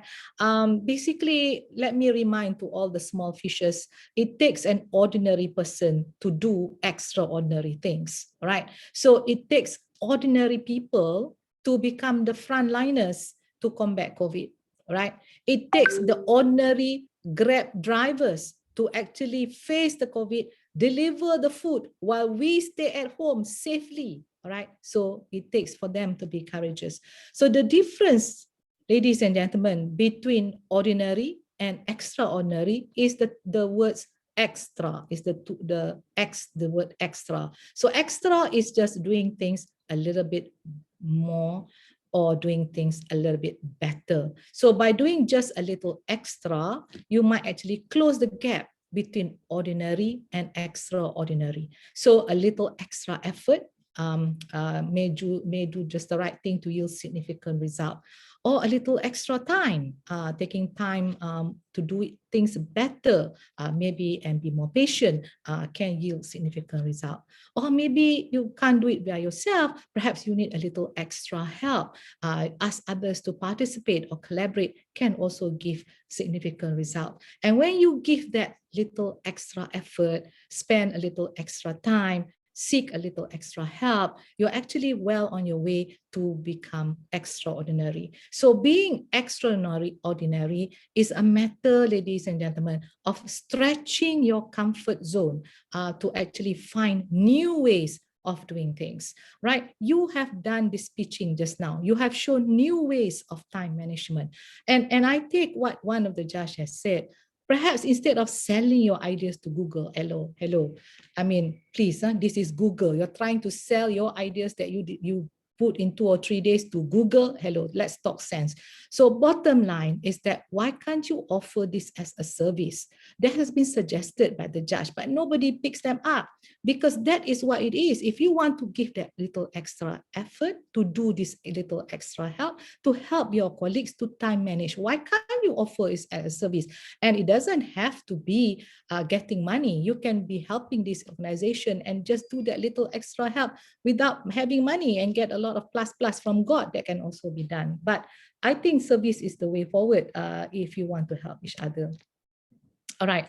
Then the next question is that, okay, I'm motivated to be a change maker. The question then is, how do I start to make that self change? All right. So basically, in short, you need to answer how. So how you need clarity of purpose. All right. Whatever you want to do, you need to be clear what is the purpose that you want to do in your life. And you need that purpose better be with meaning, or it won't be worth to get up every morning to just do that.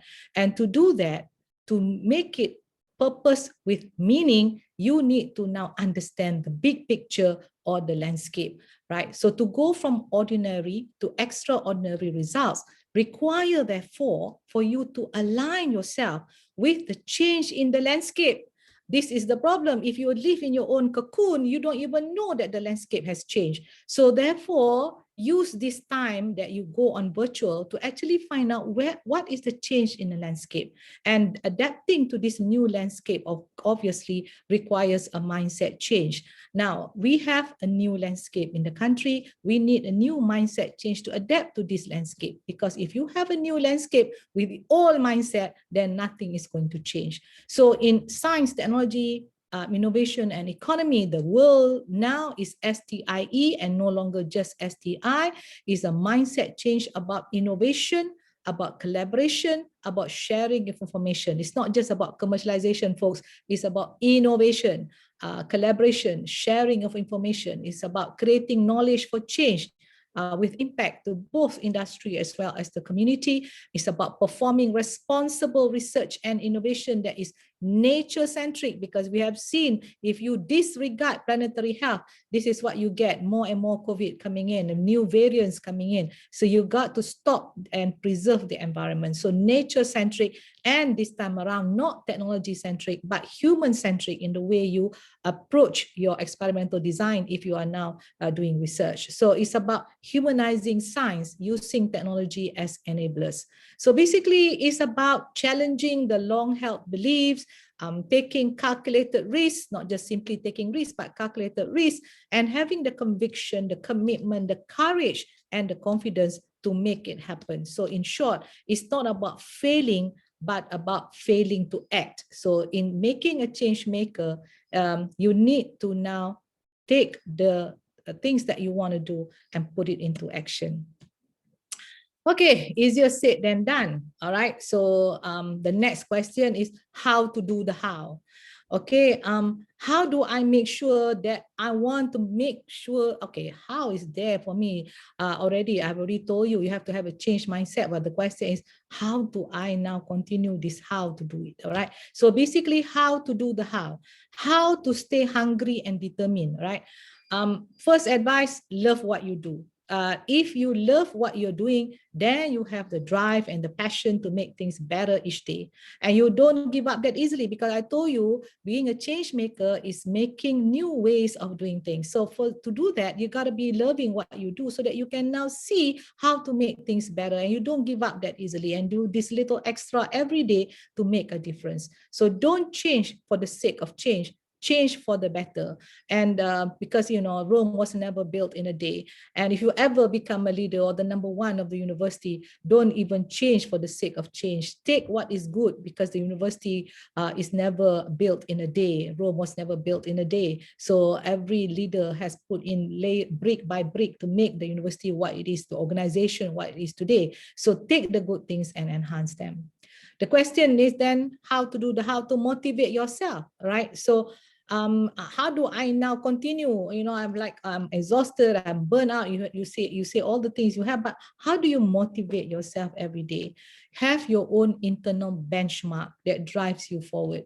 So to maintain and try to maintain a positive attitude always, you know, don't see things as a threat, but how do we see this threat as opportunities? And then you improve the negative. So and basically, you know, you can't solve everything, like I said, on that first day, and you just continue on the second day or the third day. But if you really hit a wall, take a break and calm down. So to me, I use this mantra all the time. When the going gets tough, the tough goes shopping. Not that you buy anything, you just go shopping. Window shopping is also fine. The whole idea is to make sure you are calm and rested, this me time that I need, so that you can now think better and provide new possible paths to actually follow. And then you ask the next question. How do I get the courage to press on? I think the beginning of one of the presentations said, what if you come back moody? What if you even go to work moody? Well, what gives you the courage to press on so that you're always smiling every time? The first one is, of course, your spouse or your partner, right? Find someone who does, as I say in all my videos, find someone who does not clip your wings. And forever supporting and encouraging you and trusting. This is the other one. The person will continue to trust your ability to deliver the best within your capability. The next one is, of course, the courage from family. Besides your spouse, I think nothing gives you a whole lot of strength than your family, because the family will always take care of you. The next one is support from and encouragement, especially from the mentor and the sponsor. For me, it's not about the mentor. Mentor is someone who gives advice to you at the workplace. More important, who's your sponsor? The sponsor can now open the door for you to move on to the next level. All right, so, you know, I call it godmother or godfather. It's very important to open that door for you. Of course, to go through that door is all because of you, and you yourself must be a person of substance. And of course, you need the support from close friends and colleagues that matter. I mean, I listened to Tan Sri Mazlan, who also gave a talk to you, and I was very intrigued to say that, you know, in those who matters, you know, make the A list, B list, and the C list. So you can classify your friends as people who matter, or people who don't really matter, or people who don't matter at all. So only concentrate on listening to friends that matters. All right, so maybe that will help you. And of course, if you one day, since there are also men in this group, which is very good, you know, and if men or women in this group one day become a decision maker, you know, and if you really truly want to make sure that it's back to work is better, then you actually need to undergo staff engagement and well-being. Has to be there in the workplace, not just about you alone. The whole workplace needs to be there. And the leaders basically need to have that sense of belonging with the institution. I mean, this sense of belonging, I see from the three of you working together in one app pitching, you already have this sense of belonging.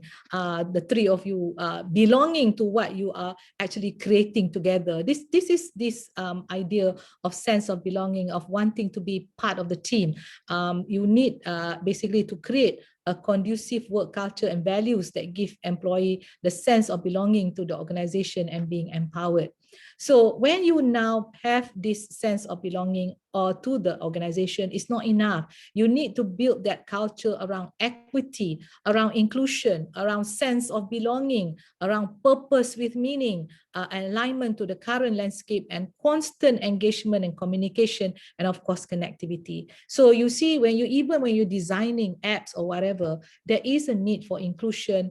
How do you bring that sense of belonging? How do you put purpose with meaning to what you have presented? If you talk about core values, are you actually now putting purpose with meaning to these core values that you now bring forward?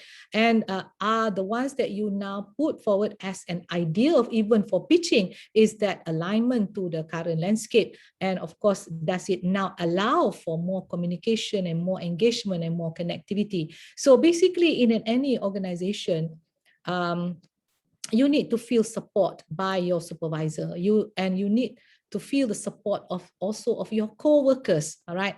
And being told that whatever work you do is meaningful. Just look at your 4 presentation just now, and I read the chat, and everybody was saying, "Oh, good job, everyone! You guys did it." You know, that is actually encouraging and giving support, even to a small group of 22 people. So once we feel that sense of belonging, I mean, you will remember this group because you're working together, and this is the sense of belonging you have with this group. And I hope the friendship will continue, because once you have that sense of belonging, you will now own or take responsibility for the place that you work for. So the thing is, all right, if you say, well, easy for her to say, but my leader, my boss is not so sympathetic, not empathetic. So why wait for the leader to act? I mean, why can't all of us in the organization do a little extra to support each other?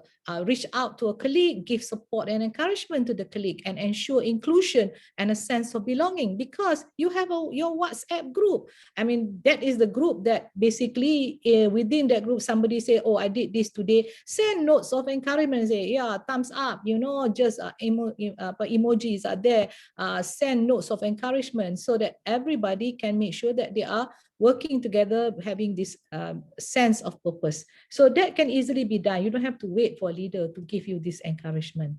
Then the next thing is that this burnout and mental stress, you need to now solve this as well. And the idea is for flexible working hours, not work from home, but flexible working hours.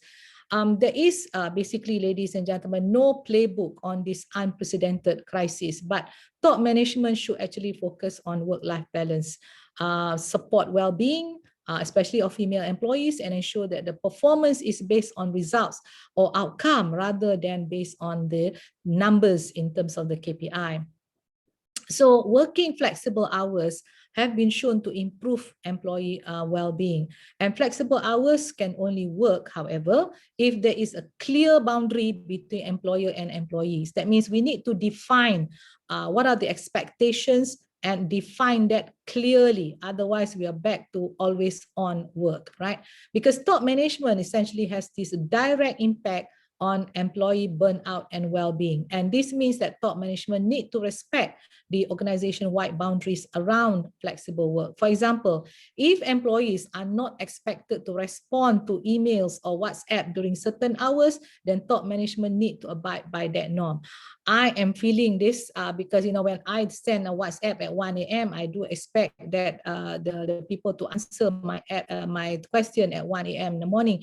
Of course, now I have to control myself and say to myself, when they wake up, they will answer. Okay, so it might be difficult, but it is not impossible to do. So it's not just about you telling your employee or your subordinate or your colleague what is the answer to their question. It's also about you being patient and wait for the time. So basically, if we can do this and we have this understanding, then that'll be okay. Otherwise, if you don't answer at 1 a.m. to the boss, then you have a negativity against your KPI. So all this is all talk unless there is a policy. So the policies need to be there. That's why I said Philippines can get it done because it's a clear gender policy, and that policy is with political commitment and not lip service. So you need to generate policies that will create a supportive ecosystem to facilitate women as leaders or upward movement for women. And you also need clear policies on making sure everybody has an upward movement. But for women, as I say, gender parity is a long way. So basically the women candidates, as I see now, must be nominated to be leaders in the public or private sector at all levels of decision making, because this is not a rule. So basically, if they say, okay, to be the vice chancellor of a university, of a public university, they ask the board of governors to now put up some names, all right, suggest some names. But there is no policy for the board of governors to say one or two of these names that I put up must be a woman, all right? So when there is no such policy, most of the time, when you are the selection committee to select the future vice chancellor of University XX, you find that there's no women even on the list to be interviewed, not yet to become one, but to be interviewed. If that is not there, then how can a woman ever be the vice chancellor of a university? So you need to have this policy to allow that the nomination, as you either in a corporate sector or in a public sector, must have at least one woman there. So you need to have policies that will allow. And the other thing is that most of the women, if they can't take it, they will leave the workforce. And when they leave the workforce in Malaysia, studies have shown women mid-career, highly productive, waktu itulah nak ada anak dan sebagainya. So highly productive, but you leave the workforce at 26 and never come back. But in Korea or Japan, they leave at 26 and the women return at 35. So there is also policies that facilitate for the women to come back. For Malaysia, once they leave, they don't come back. So there is also a support measure to increase the visibility of women in STEM and STEM pathways. And the next thing, you create Google Calendar apps to just make sure you take minutes because you are a fish in the small ocean. I mean, let me think about this, right? So we have to now, this is like almost like a gender thingy that every minute must be taken by a woman. I mean, please. So recognize women's contribution in the workplace. So women are frequently, whether you are academic or staff or not, whether you notice it or not, are frequently volunteer, you yourself volunteer, or is volunteered to what I call office housework. That means getting coffee. If there's a meeting, you get the coffee. If there's a meeting, you are the one who create the link. If there's a meeting, you are the one who write the minutes. And then if there's an event or an annual dinner or something, you're the one that sells tickets for the event. You even organize, you even do the performance, you organize everything. All this are actually time consuming. And that's probably why you need to answer Professor Abi, why suddenly now everything seems to be time consuming, because you're doing more work at the same time doing all these things that is time consuming, but not recognized. So this is something that you need to think about. All right. So therefore, if you are a leader, assign tasks rather than being volunteered, right, to do this office housework. Okay. Rather than asking for volunteers, you should now assign tasks so that there is now gender distribution in doing the job. And you know, make the other thing is that a lot of people will say, are you sure we are biased against women? Not possible. That's because we don't have sex disaggregated data at all levels. That's why it's so difficult for people to make informed decisions. So where's the policy that says in every organization, provide the sex disaggregated data? There's also no such policy. So as a result, we live in this era of artificial intelligence, but not intelligent enough to provide the kind of data that make informed decisions. So my last one is to say that education is the key. Education, of course, is the basic human right, but the problem in Malaysia is not about female accessibility to education, but it's about completion of that education. It's about, did you go to the university and receive quality education with the relevant knowledge and skills that you need in order to become future ready? Are you having that kind of skill? Even when you are now a PhD as a lecturer now in an academic, are you sure you have the future ready skills and knowledge to be able to part that to your graduate student? Are you have the ability or not? I mean, you're doing the pitching and people are making comments, but you still cannot figure out whether it should be service or whether this is something you want to sell, whether this is something that you can do free as a social service. So do you want to be a job creator instead of a job seeker? So all this, who's teaching you all this, right? Because you were only learning biotech before in your PhD. Nobody is telling you about how to now become entrepreneurial mindset. Education is very important because tomorrow is about facing a lot of unknowns, right? So with education, you can prepare more women and men also to be flexible, adaptable, and show agile response to change. So basically, we have been discussing all this for a long time. And I think with the COVID, this is new normal. Unless this new normal is with the old landscape, then we are not going anywhere. We have a new normal, then make sure we have a new landscape with new mindset change. And therefore, this is the time to change. And we need leadership that understands the need for interplay between SDG 5 on gender equality and SDG 4 on quality education. And to do this is not about one ministry. This is about whole government approach to turn around diversity, gender equality, and being inclusive. So what I'm trying to say is that if this is the new normal, then make sure that whatever we're doing now is not about piecemeal efforts by individual ministries, but this is a whole nation approach. So with that, let me stop by saying, let us all start by embracing the new normal with new ideas and courage to be that agent of change. So with that, thank you very much. Assalamualaikum. Wow, Waalaikumsalam. Thank you very much, Dato. Well, Dato, as usual, as usual, this is another moving talk. Well, hopefully we can replicate at least times 22 people around here to be maybe at least the first step, like the path that you have been. I think you have shared many things there. You covered the work-life balance. You covered the change maker, the how. So the how. Yes, the how to do the how. That's very valuable. Perhaps we can open to some questions. If we can, maybe we can take 2 questions before we go for our closing at award ceremony. Anyone having 2 questions, please? This is very valuable.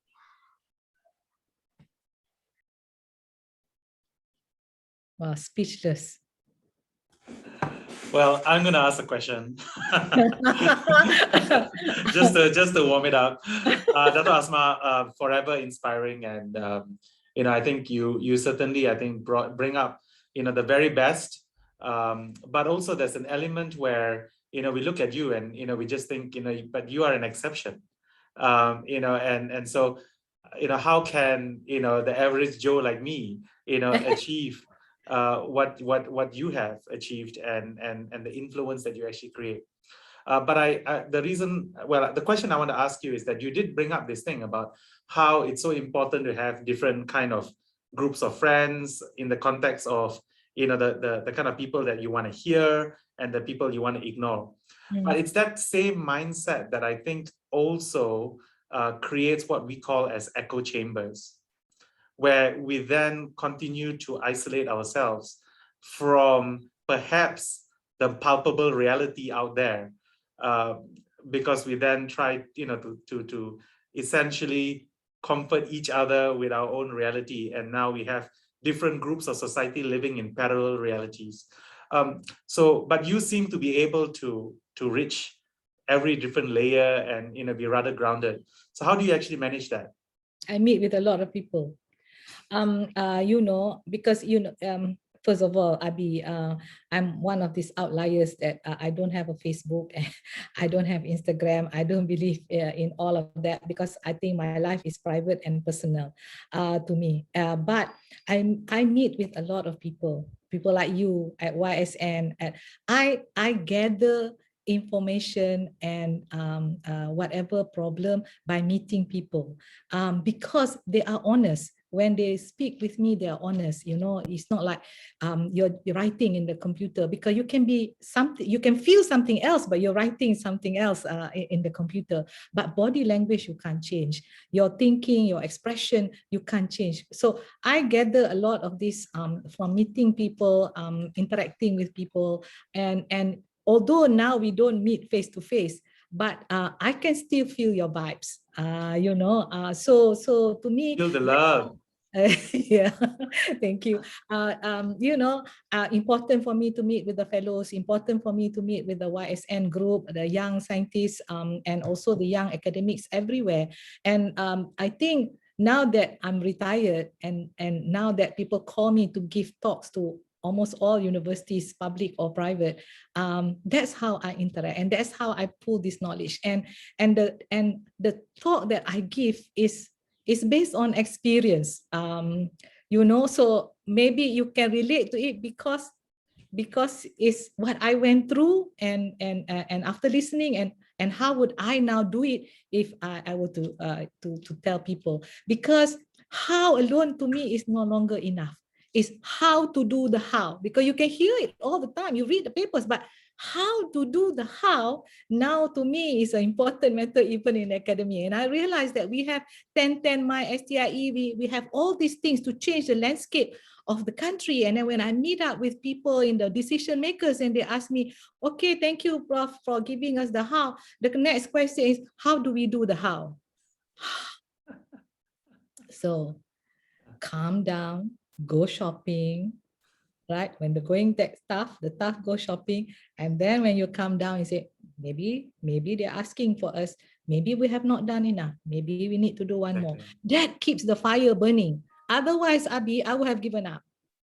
To change the landscape of the country, come on. From when I was young to now I'm like retired, how do I continue to keep that fire burning? Because once this fire has stopped, I'm leaving the landscape. So I don't think I can do it. I don't think I'm that kind, you know, that even if I'm no longer president, I would still be able, I think that's a very important point that you say. You have to meet people. You have to make yourself accessible. I think that's important. Yeah. Thank you. Yeah. Thank you. Thank you, Dato. Indeed, you have contributed a lot to the Ministry of Education in science, even to take the science and in coming up with STIE as the framework in Malaysia. Thank you for the question, Prof. Abi. Is there anyone else who wish to take this great opportunity for last question? Could I ask a question? Sure. Yeah, Salam Melissa. Dato. My name is Melissa. Thank you so much for giving this beautiful talk. You've always been an inspiration for me as, in a way, a feminist. All right. So I really look up to you. Thank you so much. On the topic of, in a way, feminism, even from your talk and all, we definitely, from where we were before, we definitely have progressed so much on inclusivity for the female gender, okay, in the work path and all. And there's a lot more improvements. But quite frankly, I've also had some feedback from some of my male counterparts, be it students or colleagues, where we do such workshops as such or programs. And sometimes they say like, everything is so woman biased, becoming so cliche. Everything is women, women, women, women, women. So rather than them feeling a little bit left out, how can we make them feel more inclusive? One, and particularly like say with the work issues, right? Like there's too much stress on females in a way. But I realized probably there seems to be a communication problem with the way men and women think, because women, we tend to be multitaskers and such, and probably we need to say things as it is. But for men, like, okay, just maybe like to say something as simple as laundry, they might just put it there like, it's okay, it's not messy to me. But for women, we get sensitive. So maybe this is where some of the complications of helping on a larger scale, it's the communication is not there. How should we move towards creating, I don't know, whether workshops or SOP or like a cultural framework to help men understand women better, and so that they can feel like it's not all about being women biased, but men and women can help move together parallel. Yeah, that's why I said, do you have gender equality or gender sensitivity or any gender in our education system? We don't. This is why I say it's a deep-seated problem. And this is why I say this cannot be just Ministry of Education or Ministry of Higher Education. It has to be together, the various ministries. Come on, this kind of thing to me should be trained when young. And in schools, gender is not even part of a curriculum, for God's sake. How now do you expect things to change when people become adults? All right, so the only thing that they have is to look at their mom and their dad and how they are having in the family. But basically, if we want to turn around, that's why what did I say? The key is education. So if we want to turn that, we have to turn this around when we are young, when we collaborate, when we work together, we play together, and there's no differences. Of course lah, there are difference between men and women biologically. Tapi to accept the fact that once you start having gender stereotypes and all that, benda ni dibawa-bawa, Melissa, until you get to be adult. And at the end of the day, suddenly now, any man who help you in their work, in your housework, is not a real man.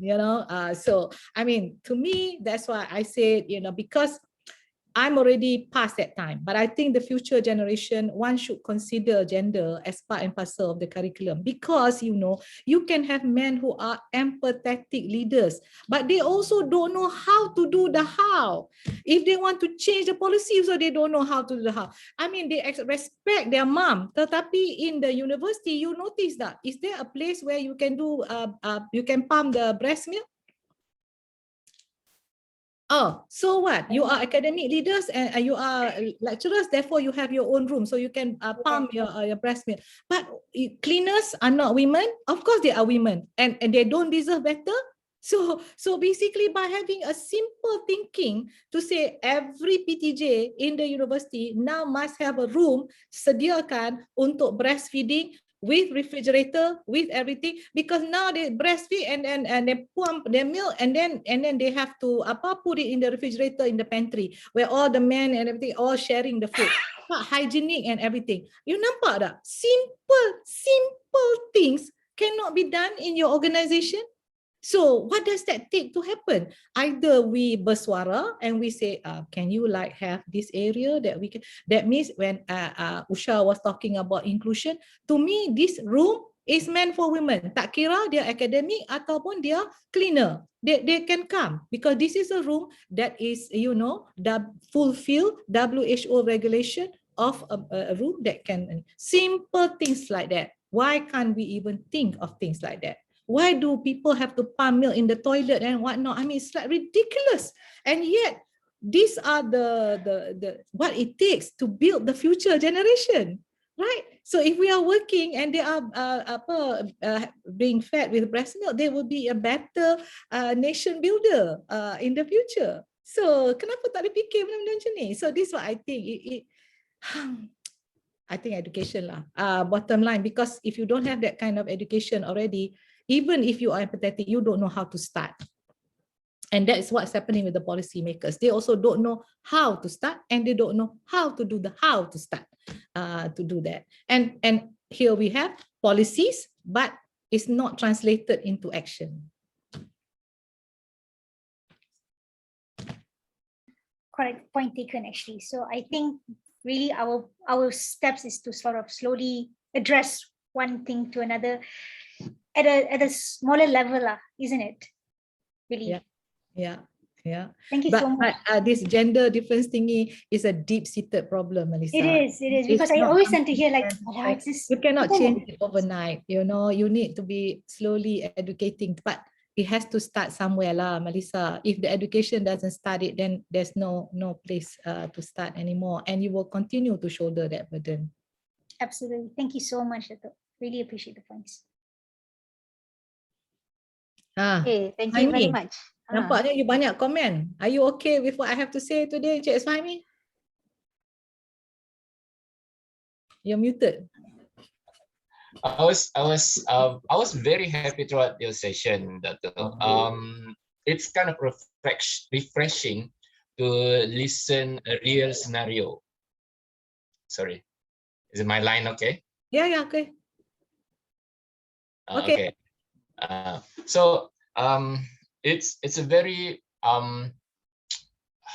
forward thinking, I believe, that everyone needs now, not just women's but men's. It's the same way how I see that everyone have not just gender but layer of thinking. We have multiple layer in Malaysia to solve an issue, even as entrepreneurs, to identify the market segment. Also have layers that can think one to two, or that can think more advanced. So sometimes the words choice coming from the level of thinking that people who conveying or listening to that. Even that, before talking about gender, already an issue, already a big problem. So let's say people in kampung with people in university, let's say people with coming from the university background, they will talk very academic words, I think, but people in kampung, they will try really hard to just to understand the content that we try to bring in. So the difference between the usage of communication, the usage of wording, also part important. of it. Yeah, it's important. Yeah. Also. And that's why I love you, because you are using the Marhain words, I say. Easy to understand, easy to digest. Okay, thank you. Marhain, okay, yeah, okay. But that's what it takes, you know, the skill of communication. Communicating to people is very important, and that all mid-career scientists or academics of the future need to learn about how to communicate at different levels, because otherwise it's totally gone. You may have good science, good results, you do not know how to communicate well. And once people cannot see what is the point of what you do, you have lost the impact. So that is something. Good communication is important. Therefore, good communication means good control of the language. Either you want to speak in Bahasa, you want to speak in Urdu, or you want to speak whatever it is. Good control, command of the language is very important, so that you express yourself well. Yeah. Interesting. Thank you very much, Mr. Suhaimi, for sharing your reflection. Of course, Dato', we can't have enough of you having you around. Okay, to wrap, allow me to wrap the session, please. And let us gather for one session of one photo session with everyone. Do you mind to please open your camera? Boleh ya, Dato'? Everyone together with the judges. So 22 people around here. Ready? Any more coming? Any more? So I have 5. This is 20 tiles that I am seeing now. 2% coming. Hi, Amalia. Have a safe drive. Thank you, Sumaya. Okay, get ready. Ready? Smile. 1, 2, 3. All right. We are going to do something different now. If possible, can you go to your video and choose video filter? Is it okay, Dato'? Yeah. I'm going to use a video filter. Please choose any video filter. Any video filter? Any video filter. None. You mean No. any virtual backgrounds? Yes. Down there you can see video and then click it as if you want to change your background. But there is an option for you just under that. Instead of clicking choose virtual background, you choose video filter. Yeah, we did. And then it says none. And then null. I think Abi might have the same problem with me where if it's a later version, or not just the version, that the laptop itself, it cannot accommodate. That's why. Sorry. Hey, hello. My Mac is the latest version. No, she meant older version. Older version. I mean, I get a lot of these virtual whatever it is backgrounds. So which one do I click? Anyone that to. No, they want video filter, not video background. Filter. Yeah, there is a tab next to that, video filters. Just click anyone. Oh, to choose the. Is that okay? Yang color pun boleh, whatever. Okay lah, I just put this on my cat lah. Okay, does this look okay? Boleh eh? Or should you want with this? Okay. Okay lah, I go shopping. Ready? Okay lah. Okay, ready? 1, 2, 3. Just for a memory around, kan? Okay, thank you, Sumaya. All right. Okay, Hanisa, just switch on. Okay, let's do it again, please. Someone else? Okay. All right, again. 1, 2, 3. Okay, thank you very much, Dato, and also to the judges. Thank you very much. We are now ready for the next session. But before that, I think Prof. Tomomi, are you ready for briefing? Oh, Ohayo gozaimasu. Not Ohayo gozaimasu. Konbanwa. Briefing for the survey. You want me to put up the slide? Maybe before finalizing this workshop. Okay, sure. Now. Or maybe you can put the link first in the chat Yes, so I can sure. proceed. Okay, thank you very much. Our next session, I would like to firstly invite Dato and also the judges to stay around. It's going to be very quick. Hopefully you can hear this sound. All right, okay. So this is an award ceremony. Wait, it's too loud.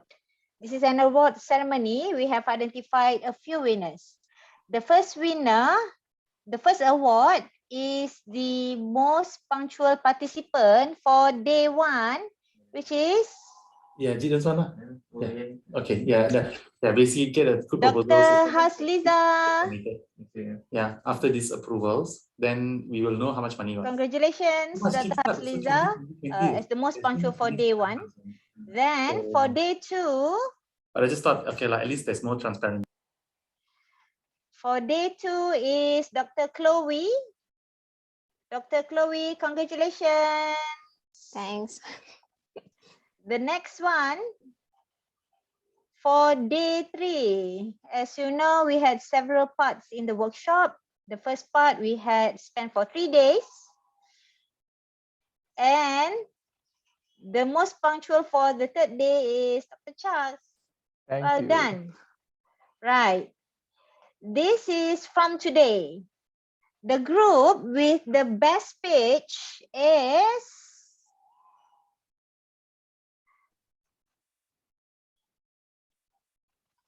well done, group 4. Well done, well done. Well done to Dr. Chak, Dr. Hasliza, and Dr. Zohaib. Next is Thank you. our second best speech group is group 1. Group 1, Dr. Adila, Miss Yao Chun, and Dr. Nur Zaiham from Brunei. Thank you. Thank you. Well done. Okay, next one is the second last category. The most active participant. Thank you very much, Dr. Nur Zaiham, for inspiring us and being very active in the workshop. The best communicator is Dr. Adila. Thank you very much. Thank you. And congratulations, Adila. Congratulations, everyone. Okay, thank you very much. I think it's very noisy. Thank you very much for your contribution. We from the Secretariat of the workshop would like to thank to the participants, to all the 5 speakers, to our 3 juries, to our one and only mentor, Dr. Deming, as well as to the APEC SLP 2021 committee, having Prof. Abi around as the representative. And we thank also especially to Prof. Abi for the wonderful video that you have shared to us on pitching, as well as to all the program committee for the workshop today. This is the last slide that I have as a farewell. And here is actually the beginning for us towards a better work-life balance. And hopefully with the notes that Dato has shared with us today would be our lifelong advice, and would be also something that we could always refer to, because being a change maker does not take one day. And remember, balance is not something you find. It is a process, and it is something you create. Thank you very much from Back to Work Better Secretariat. Thank you.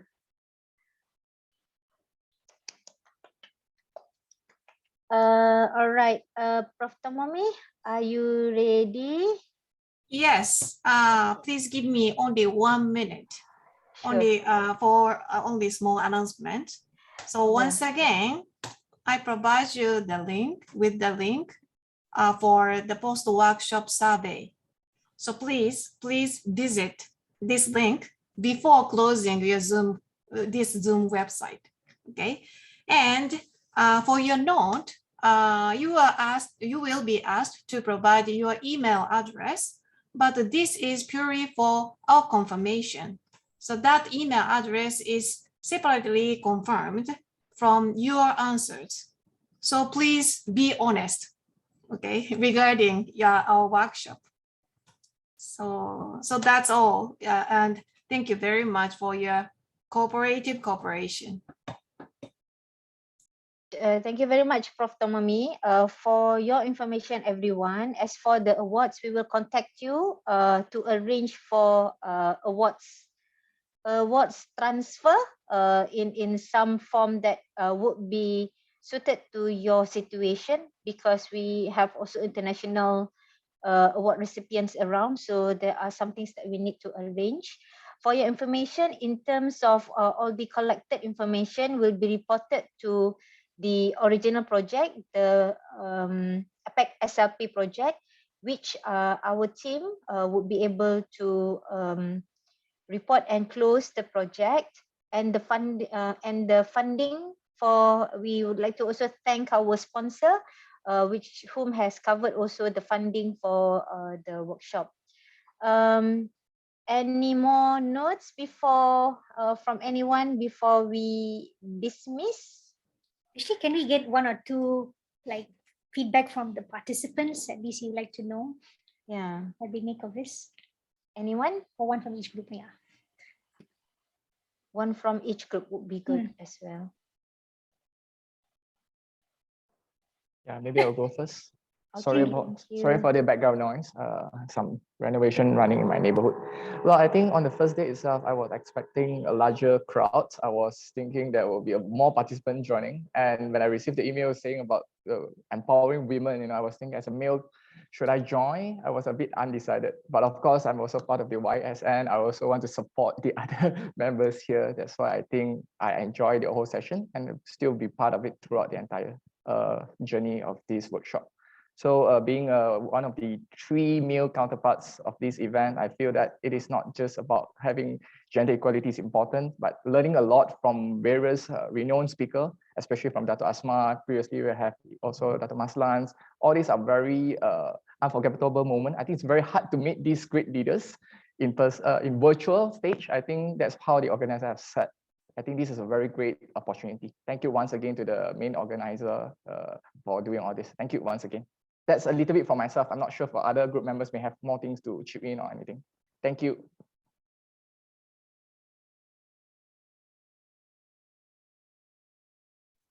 Welcome. Any more who wants to share a few notes? Okay. Presenting men in B2wb.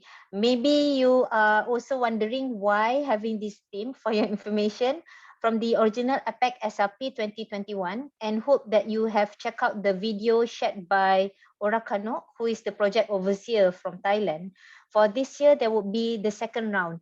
We were the first batch, and from the project, B2wb was given birth, and then PCE B2wb. Hopefully after this, there will be some continuation in terms of policy study and other studies, hopefully, that we can emerge from this. So personally, I would really encourage you all to join the workshop, to apply APEC SRP 2022. For your information, we had been quite stringent in filtering our participants. It was done purposely for us to have a good balance and perspectives for us to report for this initial project towards hopefully something more meaningful, yeah, Dato', to be done. Any more maybe sharing of your experience? Our best communicator perhaps? I would just like to say thank you so much for the experience. To be honest, when I signed up, I thought we were gonna learn. I thought it was gonna be centered more about techniques to maintain work-life balance. But then like it ended up being like a sort of like a very exciting, time-crunching activity to pitch ideas.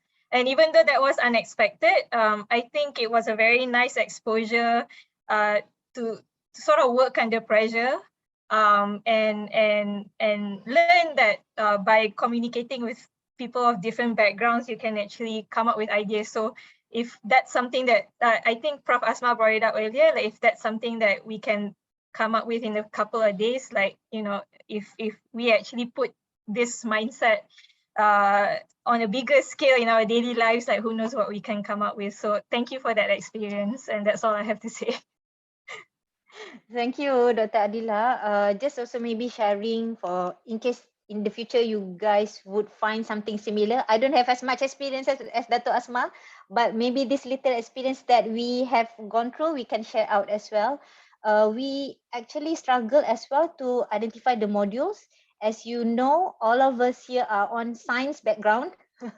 So coming up with something hopefully towards more inclusive and work-life balance was not easy. Hence the integrated modules. And then we try also to balance all the 6 themes. If you still remember the 6 themes, which those would be covered as well in the survey. So hopefully you would write a bit about that so we can learn and share out with our other fellow SLP fellows. Right, thank you very much. Any more? Dr. Azliza, Sumaya, and Hanisa, before we can dismiss Dr. Chloe, Miss Yao Chun. Thank you. I feel really grateful for joining this workshop. And yes, just same as Adila, I think we can learn some time management techniques or the techniques or some tips for research funding application. Yeah, but actually the reality is that we have to come up with new ideas by ourselves and apply these new ideas into our real life. So yeah, I feel that I grew up through this workshop. So I am really grateful. And also I want to say thank you for all the participants and all the committee members and all the speakers. And also I learned a lot from my group members because we are from 3 different countries and we are from 3 different backgrounds, so they really inspired me. So yeah, I just really happy to join this workshop. Thank you. Thank you very much. Hope to stay friends as well after this. Any more sharing, or Dr. Nuzahia maybe not available to talk? Anyone? Maybe just one more before we wrap?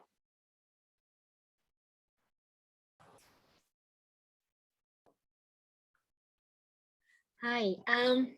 Yeah, I'll just share some. It was a really, like what Adila mentioned, I agree with that one. It's like something very surprising for me. I come from an education psychology and counseling background, so learning like about SWOT analysis, all those the converge and divergence, all the I learned from them actually, like from Adila and also Xiaojun, about the quintuple helix model as well. So we actually discuss about that one. It's something new for me coming from like counseling is different from what we are doing here. So but then again, like it is a very nice experience. It's a very enriching experience for me to learn something new. Even like I was asking them, like, what does this mean? What does that term means? So I'm learning I'm learning new things from this workshop. Thank you very much. Thank you. Wow, thank you very Really much, appreciate it. everyone. Thank you very much. Melissa, do you want to do some Yes, closing I up? would like to add something. Thank you so much to the participants for your feedback. Yes, initially, like with regards to the module, we have the 6 modules that you mentioned about communication, about time management, etc. But we realized that you guys are going to be able to just Google these things, and then knowing that you guys come from different backgrounds, how is it that anything that we're going to teach is even going to be applicable for you guys? Because some of you, might say, hey, this works well for me, then some like, it's just a waste of time.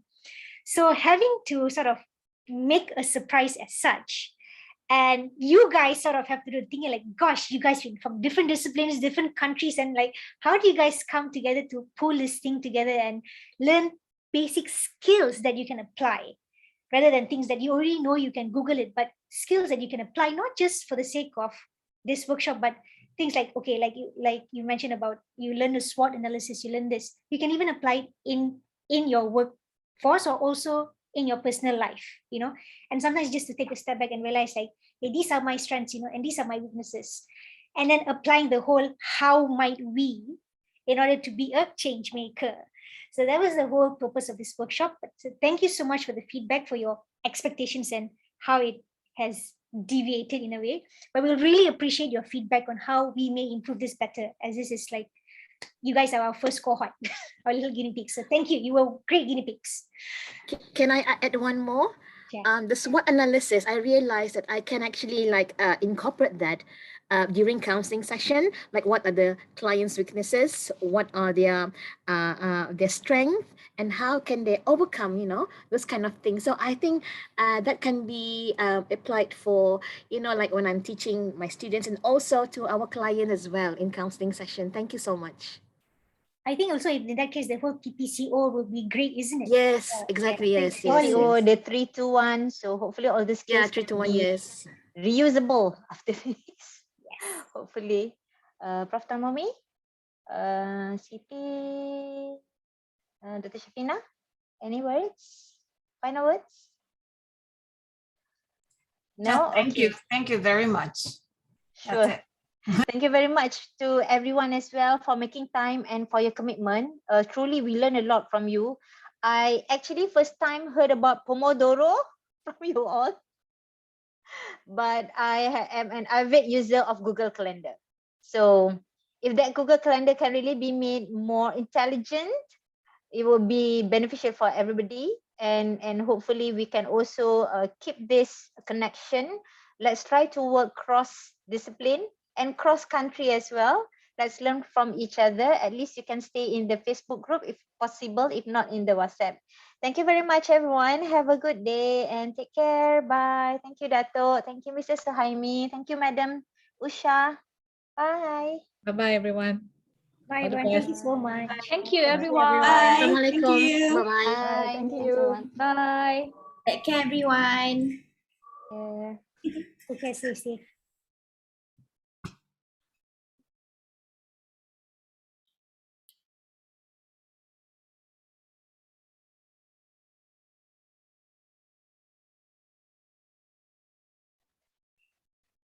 Terima kasih, Cik Suhaimi. Terima kasih semua. Terima kasih ya. Good experience. Good job to all the teams. Thank you very much to Unilink as well. Thank you so much. Next time we'll try to invite you for all the other speakers as well. It's really nice. Yeah. I wonder where all of you get all the energy come from. Melissa is so energetic, and I don't know. You guys are awesome.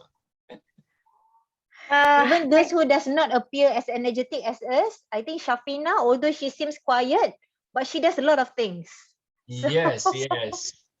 Behind the scenes, she is the one who texting me and following me up. Okay, okay, okay. But thank you, Dr. Shah, for always being helpful and everyone. Thank you, you. Thank you again. See you guys. See you again. Thank you so much. Mr. Zuhaib. Zohaib, you still want to leave us, is it? Should I leave? Any last words before you leave? Or you're going to miss us? You're going to cry? Yes, exactly. No, it's a pleasure to have Because you. this was the first opportunity Thank you. Dress on carefully, international Malia. level for this program that I have joined from my country only. Alhamdulillah. Alhamdulillah. Amen. We were hoping there were more